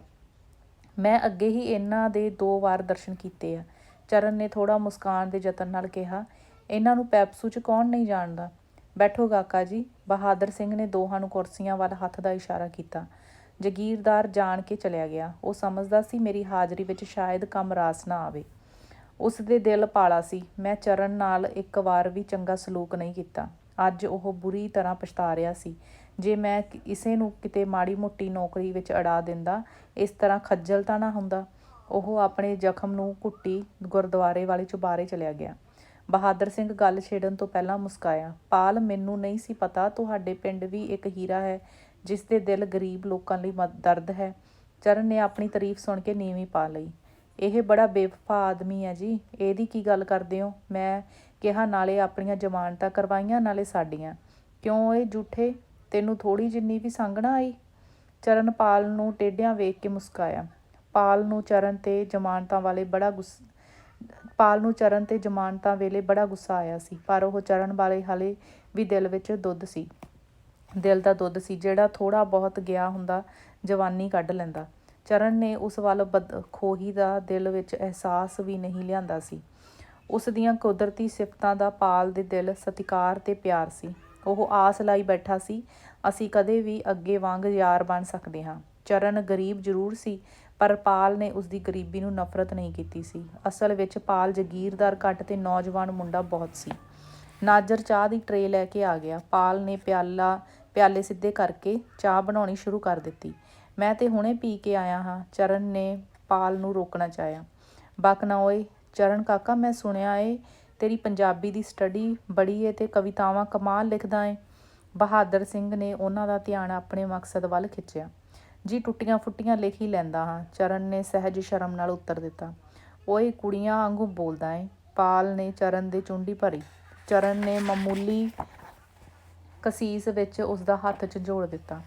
ਅਸੀਂ ਪੰਜਾਬੀ ਦਾ ਇੱਕ ਹਫ਼ਤਾਵਾਰ ਅਖਬਾਰ ਪਟਿਆਲਿਓਂ ਕੱਢ ਰਹੇ ਹਾਂ। ਮੈਂ ਚਾਹੁੰਦਾ ਹਾਂ ਤੁਹਾਨੂੰ ਉਸ ਦਾ ਐਡੀਟਰ ਲਾ ਦਈਏ। ਇਸ ਤਰ੍ਹਾਂ ਤੁਹਾਨੂੰ ਆਪਣੇ ਖਿਆਲਾਂ ਦਾ ਪ੍ਰਚਾਰ ਕਰਨ ਦਾ ਵਧੇਰੇ ਮੌਕਾ ਮਿਲੇਗਾ। ਅਖਬਾਰ ਦਾ ਐਡੀਟਰ? ਚਰਨ ਇੱਕਦਮ ਹੈਰਾਨ ਹੋ ਗਿਆ। ਉਹ ਇਸ ਤਰ੍ਹਾਂ ਹੋ ਸਕਦਾ ਹੈ? ਇਸ ਵਿੱਚ ਮੁਸ਼ਕਲ ਹੀ ਕੀ ਹੈ? ਫਿਲਹਾਲ ਤੁਹਾਨੂੰ 100 ਰੁਪਇਆ ਮਾਹਵਾਰ ਤੇ ਰਿਹਾਇਸ਼ ਮੁਫਤ ਦੇਵਾਂਗੇ, ਪਰ ਅਸੀਂ ਵਾਅਦਾ ਕਰਦੇ ਹਾਂ ਕਿ 6 ਮਹੀਨੇ ਤੱਕ ਸਾਡੇ ਅਖਬਾਰ ਦੇ ਪੈਰ ਜ਼ਰੂਰ ਗੱਡੇ ਜਾਣਗੇ। ਫਿਰ ਅਸੀਂ ਤੁਹਾਨੂੰ 150 ਦੇਵਾਂਗੇ। ਮਰ ਜਾ ਪੱਠਿਆ, ਜੇ ਕਰਮਾਂ ਵਿੱਚ ਐਸ਼ ਹੈ ਤਾਂ 4 ਦਿਹਾੜੇ ਲੈ ਲਾ, ਨਾਲੇ ਸਾਡੀ ਜਾਨ ਸੁੱਕਣੀ ਪਾਈਏ। ਪਾਲ ਆਪਣੇ ਖੁੱਲ੍ਹੇ ਸੁਭਾਅ ਤੋਂ ਮਜਬੂਰ ਸੀ, ਪਰ ਬਹਾਦਰ ਸਿੰਘ ਨੇ ਚਾਹ ਦਾ ਪਿਆਲਾ ਰੱਖ ਕੇ ਪਾਲ ਦਾ ਪੈਰ ਮੇਜ਼ ਹੇਠਾਂ ਨੱਪਿਆ। ਉਸ ਦੇ ਧਿਆਨ ਵੱਲ ਕਰਨ ਤੇ ਅੱਖਾਂ ਨਾਲ ਘੂਰਿਆ। ਚਰਨ ਨੀਵੀਂ ਪਾਈ ਸੋਚ ਰਿਹਾ ਸੀ। ਕਿਉਂ, ਕੀ ਸਲਾਹ ਏ? ਤਨਖਾਹ ਜ਼ਰੂਰ ਥੋੜ੍ਹੀ ਹੈ, ਪਰ ਇਸ ਨਾਲ ਤੁਹਾਨੂੰ ਆਪਣੇ ਗਰੀਬ ਭਰਾਵਾਂ ਦੀ ਸੇਵਾ ਕਰਨ ਦਾ ਵੀ ਤਾਂ ਮੌਕਾ ਮਿਲੇਗਾ ਨਾ। ਬਹਾਦਰ ਸਿੰਘ ਚਰਨ ਦੀ ਨਸ ਸਮਝਣ ਦਾ ਯਤਨ ਕਰ ਰਿਹਾ ਸੀ। ਜੀ, ਸਵਾਲ ਤਨਖਾਹ ਦਾ ਨਹੀਂ, ਖਿਆਲਾਂ ਦੇ ਵਿਰੋਧ ਦਾ ਏ। ਤੁਸੀਂ ਕਾਂਗਰਸੀ ਤੇ ਮੈਂ ਉਸ ਗੱਲ ਅਧੂਰੀ ਛੱਡ ਦਿੱਤੀ। ਤੇਰਾ ਕੀ ਖਿਆਲ ਹੈ? ਕਾਂਗਰਸੀ ਜਗੀਰਦਾਰੀ ਤੋੜਨ ਦੇ ਹੱਕ ਵਿੱਚ ਨਹੀਂ? ਪਹਿਲੀ ਗੱਲ ਤੇ ਹੈ ਨਹੀਂ। ਜੇਕਰ ਹੈ, ਤਦ ਮੁਆਵਜ਼ੇ ਨਾਲ ਜਿਹੜੇ ਕਿਸਾਨ ਦੇ ਨਹੀਂ ਸਕਦੇ। ਮੁਆਵਜ਼ਾ ਬਰਾਏ ਨਾਮ ਹੈ। ਤੂੰ ਪਟਿਆਲੇ ਚੱਲ, ਵੱਡੇ ਵੱਡੇ ਲੀਡਰਾਂ ਨਾਲ ਮਿਲ ਕੇ ਤੇਰੀ ਸੂਝ ਹੋਰ ਵੀ ਤਰੱਕੀ ਕਰ ਜਾਵੇਗੀ। ਜਿਸ ਤਰ੍ਹਾਂ ਦਾ ਤੇਰਾ ਦਿਮਾਗ ਹੈ, ਇਸ ਨੂੰ ਜ਼ਰੂਰ ਕੌਮੀ ਸੇਵਾ ਵਿੱਚ ਢਲਣਾ ਚਾਹੀਦਾ ਹੈ। ਨਾਲੇ ਪਟਿਆਲੇ ਸਾਰੇ ਪੈਪਸੂ ਦਾ ਸੈਂਟਰ ਹੈ। ਉੱਥੇ ਰਹਿ ਕੇ ਤੂੰ ਬਹੁਤ ਕੁਝ ਸਿੱਖ ਜਾਵੇਂਗਾ। ਬਹਾਦਰ ਸਿੰਘ ਨੇ ਹੋਰ ਗੰਭੀਰ ਹੁੰਦਿਆਂ ਚਰਨ ਨੂੰ ਹਲੂਣਿਆ। ਹਾਲੇ ਮੈਨੂੰ ਬੜੇ ਕੰਮ ਹੈ। ਦੂਜੇ, ਮੈਨੂੰ ਐਡੀਟਰੀ ਦਾ ਕੋਈ ਤਜਰਬਾ ਨਹੀਂ। ਤੀਜੇ, ਮੈਂ ਕਾਂਗਰਸ ਨਾਲ 3 ਕਾਲ ਨਹੀਂ ਚੱਲ ਸਕਦਾ। ਚਰਨ ਨੇ ਆਪਣੀ ਵੱਲੋਂ ਤੋੜ ਕੇ ਜਵਾਬ ਦੇ ਦਿੱਤਾ। ਸ਼ਾਬਾਸ਼, ਆਪਣੇ ਕਿਸਾਨ ਸਾਥੀਆਂ ਦਾ ਵਫ਼ਾਦਾਰ ਹੋਵੇ ਤਾਂ ਤੇਰੇ ਵਰਗਾ ਨੌਜਵਾਨ। ਕਾਕਾ, ਮੇਰਾ ਮਤਲਬ ਇਹ ਨਹੀਂ ਕਿ ਤੂੰ ਆਪਣੇ ਖਿਆਲ ਛੱਡ ਦੇਵੇਂ। ਤੂੰ ਰੱਜ ਕੇ ਆਪਣੇ ਖਿਆਲਾਂ ਦਾ ਪ੍ਰਚਾਰ ਕਰੀਂ।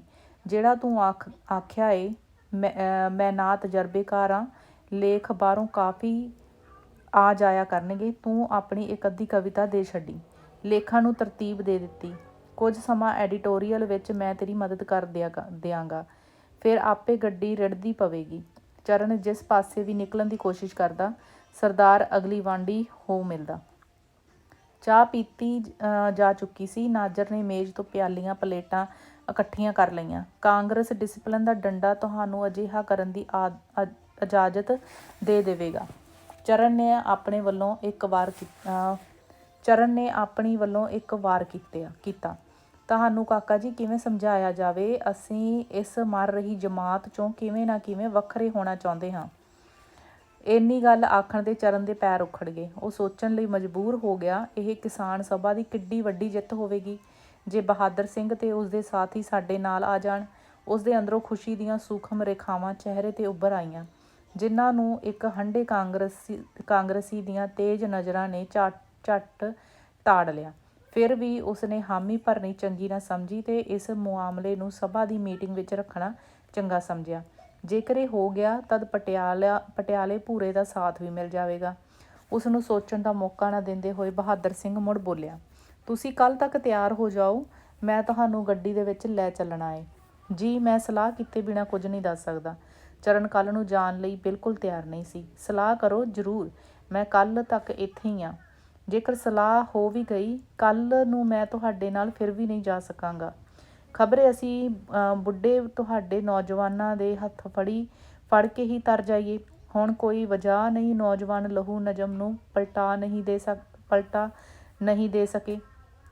ਚਰਨ ਸੋਚਣ ਲੱਗ ਪਿਆ, ਆਖਰ ਕਾਂਗਰਸ ਵਿੱਚ ਵੀ ਇਮਾਨਦਾਰ ਆਦਮੀ ਹਨ ਜਿਹੜੇ ਦੂਜਿਆਂ ਦੀ ਖਾਤਰ ਬਦਨਾਮ ਹੋਣ ਨੂੰ ਤਿਆਰ ਨਹੀਂ। ਅੱਛਾ ਸਰਦਾਰ ਸਾਹਿਬ, ਚਰਨ ਨੇ ਉੱਠ ਕੇ ਹੱਥ ਜੋੜਦਿਆਂ ਆਖਿਆ, ਸਤਿ ਸ਼੍ਰੀ ਅਕਾਲ। ਸਤਿ ਸ਼੍ਰੀ ਅਕਾਲ। ਬਹਾਦਰ ਸਿੰਘ ਨੇ ਘੁੱਟ ਕੇ ਹੱਥ ਮਿਲਾਇਆ। ਡਟ ਕੇ ਵਰਕ ਕਰੋ ਤਾਂ ਜੋ ਹਕੂਮਤ ਨੂੰ ਵੀ ਪਤਾ ਲੱਗ ਜਾਵੇ ਜਨਤਾ ਤਬਦੀਲੀ ਚਾਹੁੰਦੀ ਹੈ। ਦੇਖ ਕੇ ਕੀ ਬਣਦਾ ਹੈ। ਇੰਨੀ ਕਹਿ ਕੇ ਚਰਨ ਪਾਲ ਨਾਲ ਬਾਹਰ ਨਿਕਲ ਗਿਆ। ਪਾਲ ਅੱਜ ਬਹੁਤ ਖੁਸ਼ ਸੀ, ਕਿਉਂਕਿ ਚਰਨ ਨਾਲ ਉਸਦੀ ਪੁਰਾਣੀ ਸਾਂਝ ਰਲ ਚੱਲੀ ਸੀ। ਉਹ ਆਪਣੀ ਨਵੀਂ ਸਰਦਾਰਨੀ ਬਾਰੇ ਉਸਨੂੰ ਕੁਝ ਦੱਸਣਾ ਚਾਹੁੰਦਾ ਸੀ। ਇਸ ਲਈ ਉਹ ਚਰਨ ਦਾ ਹੱਥ ਫੜ ਕੇ ਆਪਣੇ ਚੁਬਾਰੇ ਵਿੱਚ ਲੈ ਗਿਆ, ਜਿਹੜਾ ਜਗੀਰਦਾਰ ਦੇ ਚੁਬਾਰੇ ਤੋਂ ਇੱਕ ਸੰਨ ਛੱਡ ਕੇ ਸੀ। ਪਾਲ ਨੂੰ ਬਗੈਰ ਪੀਣ ਤੋਂ ਹੀ ਨਸ਼ਾ ਚੜ੍ਹਿਆ ਹੋਇਆ ਸੀ। ਚਰਨ, ਮੈਂ ਇੱਕ ਮਾਰ ਮਾਰੀਏ। ਉਸ ਦੀਆਂ ਅੱਖਾਂ ਖੁੱਲ੍ਹੀਆਂ, ਛਾਤੀ ਵਾਲੀ ਹੁਸੀਨ ਤਸਵੀਰ 'ਤੇ ਗੱਡੀਆਂ ਹੋਈਆਂ ਸਨ। ਕਿਹੜੀ ਮਾਰ? ਚਰਨ ਨੇ ਹਾਲੇ ਪੁੱਛਿਆ ਹੀ ਸੀ ਕਿ ਉਹ ਜਗੀਰਦਾਰ ਦੇ ਚੁਬਾਰੇ ਵਿੱਚ ਬਹਾਦਰ ਸਿੰਘ ਦੇ ਬੇਤਹਾਸ਼ਾ ਉੱਚੀ ਹੱਸਣ ਦੀ ਆਵਾਜ਼ ਸੁਣੀ। ਦੋਹਾਂ ਗੱਲ ਵਿਚਾਲੇ ਛੱਡ ਕੇ ਕੰਨ ਖੜੇ ਕਰ ਲਏ।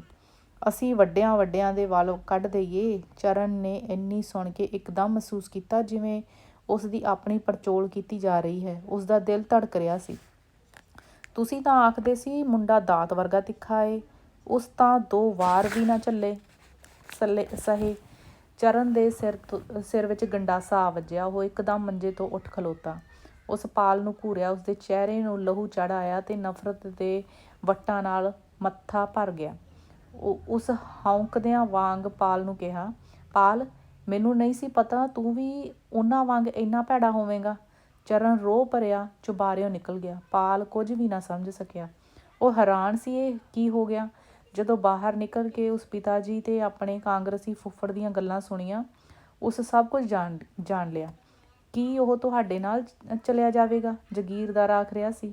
ਉਹ ਤਾਂ ਕੀ, ਉਸਦਾ ਬਾਪ ਵੀ ਜਾਵੇਗਾ। ਉਹ ਨਹੀਂ ਜਾਵੇਗਾ। ਪਾਲ ਜ਼ਿੰਦਗੀ ਵਿੱਚ ਪਹਿਲੀ ਵਾਰ ਗੰਭੀਰ ਹੋ ਕੇ ਬੋਲਿਆ। ਕਿਉਂ? ਦੋਹਾਂ ਨੇ ਹੈਰਾਨੀ ਵਿੱਚ ਮੂੰਹ ਖੁੱਲ੍ਹ ਗਏ। ਉਹ ਤੁਹਾਡੀਆਂ ਗੱਲਾਂ ਸੁਣ ਗਿਆ ਏ। ਕੀ ਉਹ ਇੱਥੇ ਸੀ? ਬਹਾਦਰ ਸਿੰਘ ਨੇ ਪਾਲ ਤੋਂ ਪੁੱਛਿਆ। ਉਹ ਮੇਰੇ ਕਮਰੇ ਵਿੱਚ ਸੀ ਜਦੋਂ ਤੁਸੀਂ ਉੱਚੀ ਉੱਚੀ ਹੱਸ ਰਹੇ ਸੀ। ਬੇੜਾ ਗਰਕ। ਉਹਨਾਂ ਸਾਰਿਆਂ ਤੇ ਮੌਤ ਵਰਗੀ ਚੁੱਪ ਛਾ ਗਈ। ਅੰਗ 3। ਆਖਰ ਮੇਰੀ ਅਕਲ ਨੂੰ ਹੋ ਕੀ ਗਿਆ ਹੈ? ਚਰਨ ਆਪਣਾ ਸਿਰ ਫੜੀ ਬੈਠਾ ਸੀ। ਮੈਂ ਇਹ ਕਿਉਂ ਕਿਹਾ? ਸਲਾਹ ਕਰਕੇ ਦੱਸਾਂਗਾ। ਮੈਂ ਜਗੀਰਦਾਰੀ ਦੇ ਖਾਸੇ ਨੂੰ ਕਿਉਂ ਭੁੱਲ ਗਿਆ? ਇਹ ਲੋਕ ਗੱਲਾਂ ਵਿੱਚ ਭਾਵੇਂ ਇੰਨੇ ਅਗਾਂਹ ਵਧੂ ਕਿਉਂ ਨਾ ਹੋ ਜਾਣ, ਸਾਡੇ ਹੱਕ ਵਿੱਚ 3 ਕਾਲ ਨਹੀਂ ਜਾ ਸਕਦੇ। ਜਗੀਰਦਾਰ ਤੇ ਮੁਜਾਰੇ ਇੱਕ ਸਟੇਜ 'ਤੇ। ਮੇਰੇ ਦਿਮਾਗ ਵਿੱਚ ਉਹਨਾਂ ਨਾਲ ਮਿਲ ਕੇ ਕੰਮ ਕਰਨ ਦਾ ਖਿਆਲ ਤੇ ਹਵੇਲੀ 'ਚ ਜਾ ਕੇ ਚਾਹ ਪੀਣੀ ਕਿਸਾਨਾਂ ਨਾਲ ਧੋਖਾ ਅਤੇ ਸਭਾ ਨਾਲ ਗੱਦਾਰੀ ਹੈ।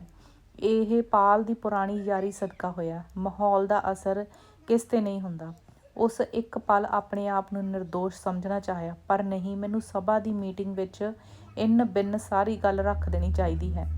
ਉਹ ਕਈ ਦਿਨ ਦਿਲ ਦਿਮਾਗ ਦੀ ਖਿੱਚੋਤਾਣ ਵਿੱਚ ਉਦਾਸ ਰਿਹਾ। ਉਸਦੇ ਚੱਲਦੇ ਅਨੁਭਵ ਵਿੱਚੋਂ ਇਹ ਨਹੀਂ ਨਿਕਲਦਾ ਸੀ ਮੈਂ ਜੁਰਮ ਕੀਤਾ ਹੈ, ਪਰ ਮੈਂ ਅਸਲੀ ਤੌਰ 'ਤੇ ਤਾਂ ਕੁਝ ਨਹੀਂ ਕੀਤਾ। ਕੀ ਗੁਨਾਹ ਲਈ ਮਨ ਬਣਾ ਲੈਣਾ ਘੱਟ ਦੋਸ਼ ਹੈ? ਚਰਨ, ਤੂੰ ਬਚਣ ਲਈ ਭਾਵੇਂ 100 ਦਲੀਲਾਂ ਕੱਢ, ਪਰ ਤੈਨੂੰ ਉਹਨਾਂ ਉਖੇੜ ਦਿੱਤਾ ਸੀ ਤੇ ਤੂੰ ਆਪ ਵੀ ਹਿੱਲ ਗਿਆ ਸੀ। ਇੱਕ ਸ਼ਾਮ ਪ੍ਰਧਾਨ ਬਾਬਾ ਜ਼ਿਲ੍ਹੇ ਵੱਲੋਂ ਕੁਝ ਜ਼ਰੂਰੀ ਹਦਾਇਤਾਂ ਲੈ ਕੇ ਗਿਆ। ਚਰਨ ਨੂੰ ਪ੍ਰਧਾਨ ਮਸੀਂ ਮਿਲਿਆ ਸੀ। ਪਿੰਡ ਦੇ ਵਰਕਰਾਂ ਕੋਲ ਉਸਦੀ ਮਾਨਸਿਕ ਕਮਜ਼ੋਰੀ ਨੇ ਜ਼ਿਕਰ ਕਰਨਾ ਚੰਗਾ ਨਹੀਂ ਜਾਣਿਆ। ਉਸ ਪਛਤਾਵੇ ਦੇ ਸ਼ੁੱਧ ਸ਼ਬਦਾਂ ਵਿੱਚ ਪ੍ਰਧਾਨ ਨੂੰ ਆਪ ਬੀਤੀ ਦੱਸ ਦਿੱਤੀ। ਬਾਬੇ ਨੇ ਦੁਰਦਸ਼ਤਾ ਭਰੀਆਂ ਅੱਖਾਂ ਨਾਲ ਚਰਨ ਨੂੰ ਉਸਦੀ ਆਤਮਾ ਤੱਕ ਪਛਾਣ ਲਿਆ। ਚਰਨ, ਹੁਣ ਖਫੇ ਖੂਨ ਹੋਣ ਦੀ ਲੋੜ ਨਹੀਂ, ਪ੍ਰਧਾਨ ਨੇ ਥਾਪੀ ਦਿੰਦਿਆਂ ਕਿਹਾ। ਅਸੀਂ ਜਗੀਰਦਾਰਾਂ ਨਾਲ ਗੱਲ ਤਾਂ ਹਰ ਸਮੇਂ ਕਰ ਸਕਦੇ ਹਾਂ, ਪਰ ਮਿਲਵਰਤਨ ਉਹਨਾਂ ਨੂੰ ਕਦੇ ਨਹੀਂ ਦੇ ਸਕਦੇ। ਤੇਰਾ ਉਹਨਾਂ ਨਾਲ ਚਲੇ ਜਾਣਾ ਸਭਾ ਦੀ ਰੀੜ੍ਹ ਦੀ ਹੱਡੀ 'ਤੇ ਸੱਟ ਸੀ। ਤੈਨੂੰ ਅਗਾਂਹ ਨੂੰ ਖਬਰਦਾਰ ਰਹਿਣ ਵਾਸਤੇ ਇੰਨਾ ਤਜਰਬਾ ਹੀ ਕਾਫੀ ਏ। ਉਂਝ ਤੂੰ ਵੇਖ ਲੈ, ਜਗੀਰਦਾਰ ਕੰਮ ਦੇ ਬੰਦਿਆਂ ਨੂੰ ਕਿੰਨਾ ਦਾਅ ਪੇਚਾਂ ਨਾਲ ਮਹਾਜ ਤੋਂ ਖਿੱਚਣਾ ਚਾਹੁੰਦੇ ਹਨ, ਪਾਖੜਨਾ ਤੇ ਉਖੇੜਨਾ ਚਾਹੁੰਦੇ ਹਨ। ਪਤਾ ਨਹੀਂ ਪ੍ਰਧਾਨ ਸਾਹਿਬ ਉਹਨਾਂ ਦੀ ਚਾਹ 'ਚ ਕੀ ਘੁਲਿਆ ਸੀ। ਮੈਂ ਕਾਂਗਰਸੀ ਬੁੱਢੇ ਦੀਆਂ ਮੋਮੋ ਠੱਗੜੀਆਂ ਵਿੱਚ ਆ ਗਿਆ। ਚਰਨ ਹਾਲੇ ਵੀ ਪਛਤਾਵੇ ਵਿੱਚ ਬੋਲ ਰਿਹਾ ਸੀ। ਅੱਛਾ, ਅੱਜ ਰਾਤ ਤੂੰ ਵਰਕਰਾਂ ਦੀ ਮੀਟਿੰਗ ਸੱਦੀ ਜਾਣੀ ਚਾਹੀਦੀ ਹੈ।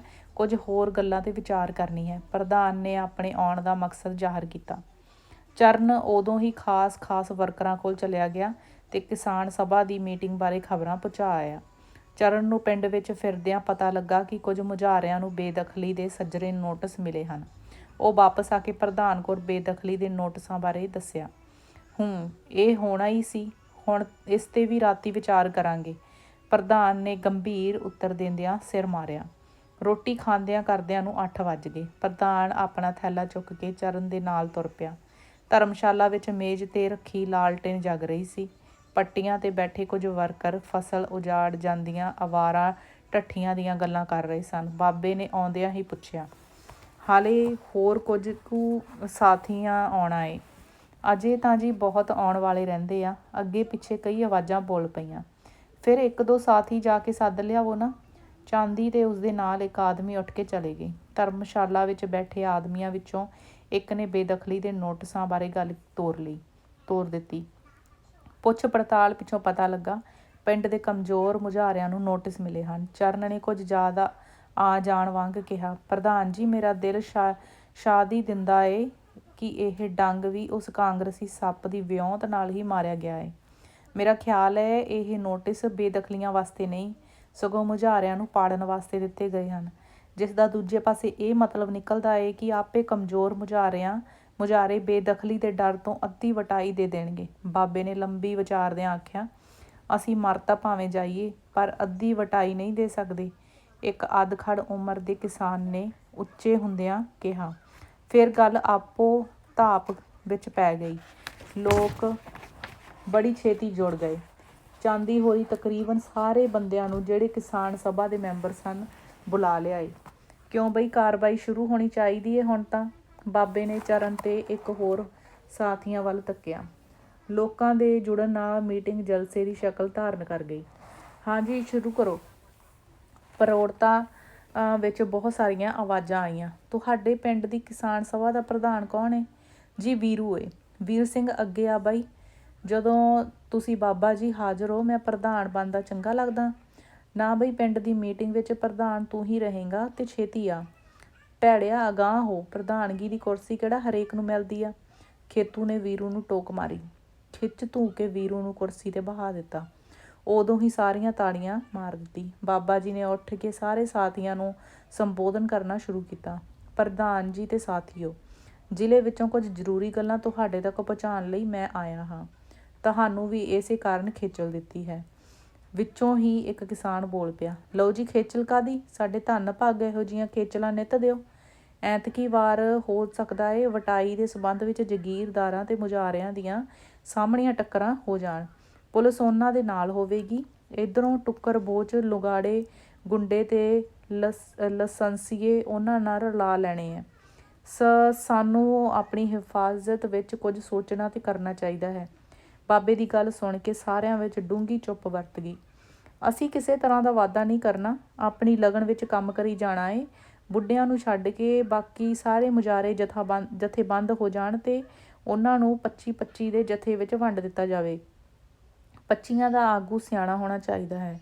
ਜੇਕਰ ਇਹ ਜਥੇ ਨੇੜ ਖੇਤਾਂ ਵਾਲਿਆਂ ਦੇ ਹੋਣ ਤਦ ਬਹੁਤੀ ਸਹੂਲਤ ਹੋਵੇਗੀ। ਹਾੜੀ ਦੀ ਵਾਢੀ ਇਕੱਲਿਆਂ ਨਹੀਂ ਕਰਨੀ, ਜਥੇ ਦੀ ਸ਼ਕਲ ਵਿੱਚ ਹੀ ਕਰਨੀ ਹੈ। ਇਹ ਜ਼ਰੂਰੀ ਹਦਾਇਤ ਹੈ। ਆਵਾਜ਼ਾਂ ਫਿਰ ਛਿੜ ਪਈਆਂ।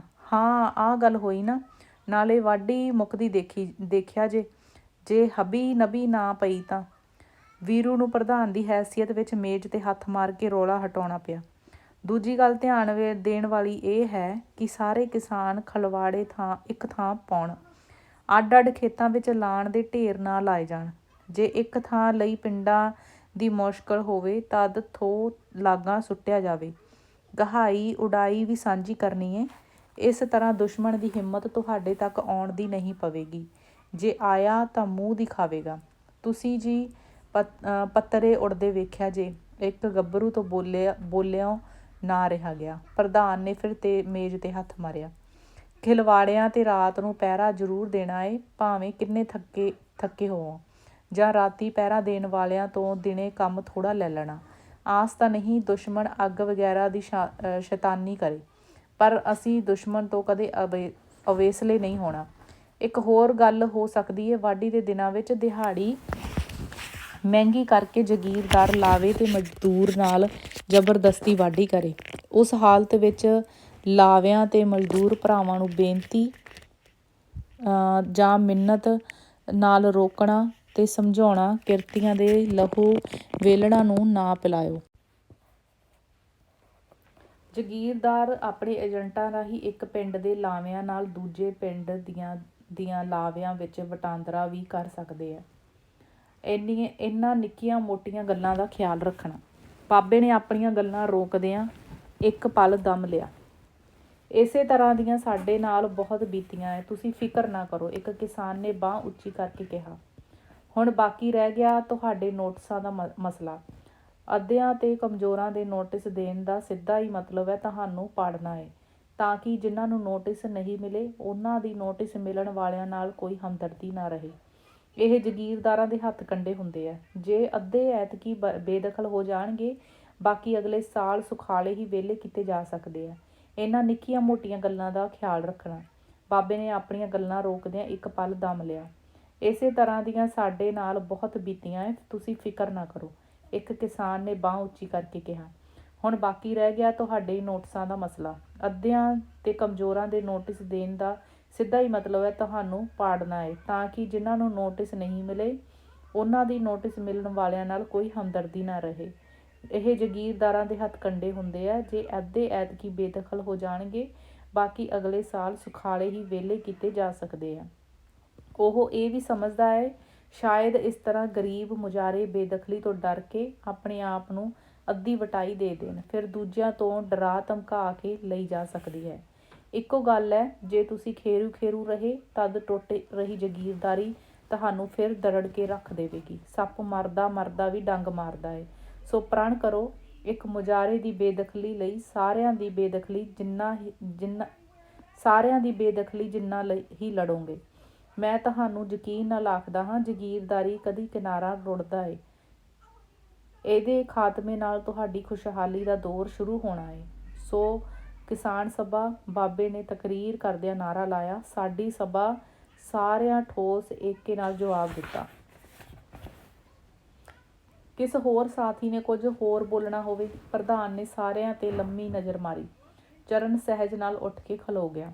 ਮੈਂ ਸਾਰੇ ਸਾਥੀਆਂ ਤੋਂ ਇੱਕ ਗਲਤੀ ਦੀ ਮੁਆਫ਼ੀ ਮੰਗਣੀ ਹੈ ਤੇ ਨਾਲੇ ਇਹ ਗੱਲ ਸਭਾ 'ਚ ਰੱਖਣੀ ਹੈ ਜੋ ਹੋਰ ਕਈ ਸਾਥੀਆਂ ਲਈ ਲਾਭਕਾਰੀ ਹੋਵੇਗੀ। ਕੁਝ ਦਿਨ ਹੋਏ ਸਾਡੇ ਜਗੀਰਦਾਰ ਦਾ ਭਣੋਈਆ ਬਹਾਦਰ ਸਿੰਘ ਕਾਂਗਰਸੀ ਆਇਆ ਸੀ। ਉਸ ਮੈਨੂੰ ਪਾਲ ਰਾਹੀਂ ਹਵੇਲੀ ਸੱਦਿਆ। ਮੈਂ ਜਾਣਾ ਨਹੀਂ ਚਾਹੁੰਦਾ ਸੀ। ਪਾਲ ਨੇ ਸਹੁੰ ਖਾ ਕੇ ਆਖਿਆ ਕਿ ਤੇਰੇ ਮਿਲਣ ਲਈ ਆਇਆ ਏ। ਮੈਂ ਚਲਿਆ ਗਿਆ। ਉੱਥੇ ਕਾਂਗਰਸੀ ਬੁੱਢੇ ਨੇ ਮੈਨੂੰ ਗੱਲਾਂ ਵਿੱਚ ਭਰਮਾਉਣਾ ਸ਼ੁਰੂ ਕਰ ਦਿੱਤਾ। ਮੈਨੂੰ ਇੱਕ ਅਖਬਾਰ ਦੀ ਐਡੀਟਰੀ ਲਈ 100-150 ਤਨਖਾਹ ਦੇਣ ਦਾ ਵਾਅਦਾ ਕੀਤਾ। ਫਿਰ ਉਸ ਦੱਸਿਆ ਕਿ ਅਸੀਂ ਮਰ ਰਹੀ ਕਾਂਗਰਸ ਜਮਾਤ ਨੂੰ ਛੱਡਣ ਵਾਲੇ ਹਾਂ। ਤੂੰ ਨਸ਼ੰਗ ਅਖਬਾਰ ਵਿੱਚ ਆਪਣੇ ਖਿਆਲਾਂ ਦਾ ਪ੍ਰੋਪੇਗੰਡਾ ਕਰੀ। ਮੈਂ ਇਸ ਗੱਲ ਨੂੰ ਚਿੱਤ ਵਿੱਚ ਚੰਗਾ ਸਮਝਿਆ ਅਤੇ ਉਸ ਨੂੰ ਆਖਿਆ ਸਲਾਹ ਕਰਕੇ ਦੱਸਾਂਗਾ। ਮੇਰਾ ਮਤਲਬ ਸਾਰੀ ਗੱਲ ਸਭਾ ਵਿੱਚ ਰੱਖ ਕੇ ਵਿਚਾਰ ਕਰਨ ਦਾ ਸੀ। ਪਿੱਛੋਂ ਮੈਂ ਉਹਨਾਂ ਦੀਆਂ ਗੱਲਾਂ ਓਹਲੇ ਵਿੱਚ ਸੁਣ ਲਈਆਂ। ਅਸਲ ਵਿੱਚ ਉਹ ਮੈਨੂੰ ਲਾਲਚ ਦੇ ਕੇ ਉਖੇੜਨਾ ਹੀ ਚਾਹੁੰਦੇ ਸਨ। ਸੋ ਵਿਸਵੇਦਾਰਾਂ ਅਤੇ ਉਹਨਾਂ ਦੇ ਏਜੰਟਾਂ ਦੀਆਂ ਚਾਲਾਂ ਤੋਂ ਵਧੇਰੇ ਹੀ ਖਬਰਦਾਰ ਰਹਿਣ ਦੀ ਲੋੜ ਏ। ਅੱਜ ਮੇਰੇ ਨਾਲ ਹੋਈ ਏ, ਕੱਲ੍ਹ ਕਿਸੇ ਹੋਰ ਸਾਥੀ ਨਾਲ ਹੋਰ ਢੰਗ ਵਿੱਚ ਵਾਪਰ ਸਕਦੀ ਹੈ। ਕੁਝ ਤਾਂ ਜਗੀਰਦਾਰਾਂ ਦੀ ਯਾਰੀ ਚੋਂ ਪਹੁਲ ਮਿਲਣੀ ਹੀ ਸਹੀ। ਖੇਤੂ ਨੇ ਚਰਨ ਨੂੰ ਚੋਟ ਵਜੋਂ ਆਖਿਆ। ਚਰਨ ਸ਼ਰਮਿੰਦਗੀ ਵਿੱਚ ਹੱਸਦਾ ਹੱਸਦਾ ਬਹਿ ਗਿਆ। ਲੋਕਾਂ ਉਸਦੀ ਗੱਲ ਆਪਾ ਧਾਪੀ ਵਿੱਚ ਚੁੱਕ ਲਈ। ਪ੍ਰਧਾਨ ਨੇ ਫਿਰ ਮੇਜ਼ 'ਤੇ ਹੱਥ ਮਾਰਿਆ ਅਤੇ ਉਸ ਬਾਬਾ ਜੀ ਤੇ ਆਏ ਸਾਥੀਆਂ ਦਾ ਧੰਨਵਾਦ ਕਰਕੇ ਮੀਟਿੰਗ ਖਤਮ ਕਰ ਦਿੱਤੀ। ਸਦਕੇ ਸਾਂਝੀਆਂ ਕਾਰਾਂ, ਇਹ ਖੁੱਲ੍ਹੇ ਖੇਤ ਤੇਰੇ ਨੇ, ਜੱਟਾਂ ਪੀਲੀਆਂ ਕਣਕਾਂ 'ਚ ਫਿਰਨੀ ਦਾਤ ਬਾਕੀ ਹੈ। ਜਸਵੰਤ ਸਿੰਘ ਕੰਵਲ ਦਾ ਨਾਵਲ ਰਾਤ ਬਾਕੀ ਹੈ ਦਾ ਭਾਗ 6ਵਾਂ ਪੁਲਾੜ ਅੰਗ ਪਹਿਲਾ। ਹੋ ਮੋੜਾ ਘੱਤ ਨਾ ਫੁੱਲਾਂ ਬਹਾਰ ਦਿਨ ਥੋਰੜੇ, ਜੋਵਣਾ ਵੱਤ ਨਾ ਹੋ। ਚਰਨ ਬੇਹੱਦ ਖੁਸ਼ ਸੀ ਕਿਉਂਕਿ ਸਾਰੀ ਹਾੜੀ ਬਿਨਾਂ ਰੋਲੇ ਗੋਲੇ ਦੇ ਵੱਢੀ ਗਈ ਸੀ ਤੇ ਦਾਣਾ ਦਾਣਾ ਕਿਸਾਨਾਂ ਦੇ ਘਰ ਪਹੁੰਚਾ ਦਿੱਤਾ ਗਿਆ ਸੀ। ਚਰਨ ਤੇ ਪਿੰਡ ਦੇ ਸਾਰੇ ਕਿਸਾਨਾਂ ਨੂੰ ਜਥੇਬੰਦੀ ਦੇ ਸਾਂਝੇ ਕੰਮ ਵਿੱਚ ਵਿਸ਼ਵਾਸ ਨਾਲ ਕਾਮਯਾਬੀ ਦਾ ਵੀ ਪੂਰਨ ਭਰੋਸਾ ਜਾਗ ਪਿਆ। ਉਹਨਾਂ ਨਿਸ਼ਚਾ ਕਰ ਲਿਆ, ਸਾਡੀ ਕਲਿਆਣ ਦਾ ਇਹੀ ਰਾਹ ਹੈ। ਕਿਸਾਨ ਗੱਭਰੂਆਂ ਦੀਆਂ ਮੁੱਛਾਂ ਨੂੰ ਆਪ ਮੁਹਾਰੇ ਕੁੰਡ ਪੈ ਗਏ ਤੇ ਉਹਨਾਂ ਦੇ ਸਾਦਾ ਚਾਦਰੇ ਹੁਣ ਗਿੱਟੇ ਲੁਕਾਉਂਦੇ ਸਨ। ਛੱਪੜ 'ਤੇ ਬਲਦ ਪਾਉਣ ਜਾਂਦੇ ਮੁੰਡੇ, ਮੱਝਾਂ ਨਹਾਉਂਦੀਆਂ ਕੁੜੀਆਂ ਨੂੰ ਕਾਨੀਆਂ ਮਾਰਨੋਂ ਨਾ ਹਟਦੇ। ਕਈ ਗਾਲਾਂ ਲੈ ਕੇ ਬੜਾ ਸੁਆਦ ਅਨੁਭਵ ਕਰਦੇ। ਚਰਨ ਹਮੇਸ਼ਾ ਅਜਿਹੇ ਮੁੰਡਿਆਂ ਨੂੰ ਘੂਰਦਾ ਰਹਿੰਦਾ। ਉਹ ਸਮਝਦਾ ਸੀ ਗੱਲ ਵੱਧ ਕੇ ਕਿਸਾਨਾਂ ਵਿੱਚ ਲੜਾਈ ਦਾ ਕਾਰਨ ਬਣ ਸਕਦੀ ਹੈ ਤੇ ਭਾਈਚਾਰਕ ਲੜਾਈ ਕਿਸਾਨ ਏਕੇ ਦੀਆਂ ਲੀਰਾਂ ਕਰ ਸੁੱਟਦੀ ਹੈ। ਐਤਕੀ ਕੁਦਰਤੀ ਅੱਧ ਹਾੜ ਤੋਂ ਬਾਰਿਸ਼ਾਂ ਹੋ ਗਈਆਂ ਸਨ। ਚਰਨ ਆਪਣੀ ਪੜ੍ਹਨ ਕੋਠੜੀ ਵਿੱਚ ਚਾਹ ਪੀਣ ਦੀ ਤਿਆਰੀ ਕਰ ਰਿਹਾ ਸੀ। ਦਿਨ ਢਲਦੇ ਹੀ ਅਸਮਾਨ ਕਾਲਾ ਧੂੰਆਂ ਹੋ ਗਿਆ। ਬੱਦਲ ਬੁਰੀ ਤਰ੍ਹਾਂ ਗੱਜ ਰਹੇ ਸਨ। ਮਾੜੀਆਂ ਦੇ ਦਿਲ ਕੰਬ ਉੱਠਦੇ। ਬਾਰਿਸ਼ ਸ਼ੁਰੂ ਹੋ ਗਈ। ਉਸ ਸਮਝਿਆ ਸੌਣ ਲੱਗਣ ਦੇ ਆਸਾਰ ਵੀ ਬਣਦੇ ਜਾ ਰਹੇ ਸਨ। ਚਰਨ ਸਾਰੀ ਹਾੜੀ ਕੰਮ ਵਿੱਚ ਪੰਜਾਲੀਆਂ ਕਰ ਰਿਹਾ ਸੀ। ਹੁਣ ਉਸ ਨੂੰ ਕੰਮਾਂ ਵਿੱਚ ਇਸ਼ਕ ਜਾਗ ਪਿਆ ਤੇ ਰੀਝ ਅੱਗੇ ਕੰਮ ਸੁਆਦ ਬਣਦਾ ਜਾ ਰਿਹਾ ਸੀ। ਉਸ ਹੱਟੀਆਂ ਦੀ ਅਚਾਪਤ ਦੇ ਕੇ ਅੱਧਾ ਕਰਜ਼ਾ ਲਾ ਦਿੱਤਾ। ਉਹ ਅਗਲੀ ਹਾੜੀ ਤੱਕ ਸੁਰਖਰੂ ਹੋ ਜਾਣਾ ਚਾਹੁੰਦਾ ਸੀ। ਆਪਣੇ ਪਿਤਾ ਨਾਲੋਂ ਕਬੀਲਦਾਰੀ ਨੂੰ ਉਸ ਬਹੁਤਾ ਮਹਿਸੂਸ ਕੀਤਾ। ਸਗੋਂ ਰਤਨ ਸਿੰਘ ਸਾਰਾ ਲੈਣ ਦੇਣ ਉਸਦੇ ਹਵਾਲੇ ਕਰਕੇ ਆਪ ਵਾਹੀ ਦੇ ਕੰਮ ਵਿਹਲਾ ਹੋ ਗਿਆ। ਅਚਾਨਕ ਬਿਜਲੀ ਚਮਕੀ। ਇੰਨੀ ਜ਼ੋਰ ਦੀ ਬੱਦਲ ਦੇ ਗੱਜਣ ਦੀ ਗੜਕਣ ਦੀ ਗੜਨ ਹੋਈ ਕਿ ਧੰਦਕਲੇ ਨਾਲ ਉਸਦੇ ਹੱਥੋਂ ਚਾਹ ਵਾਲਾ ਗਲਾਸ ਉਛਲ ਪਿਆ। ਇੱਕ ਤੇਜ਼ ਚਮਕਾਰ ਨੇ ਚਰਨ ਦੀਆਂ ਅੱਖਾਂ ਖੋਲ੍ਹੀਆਂ।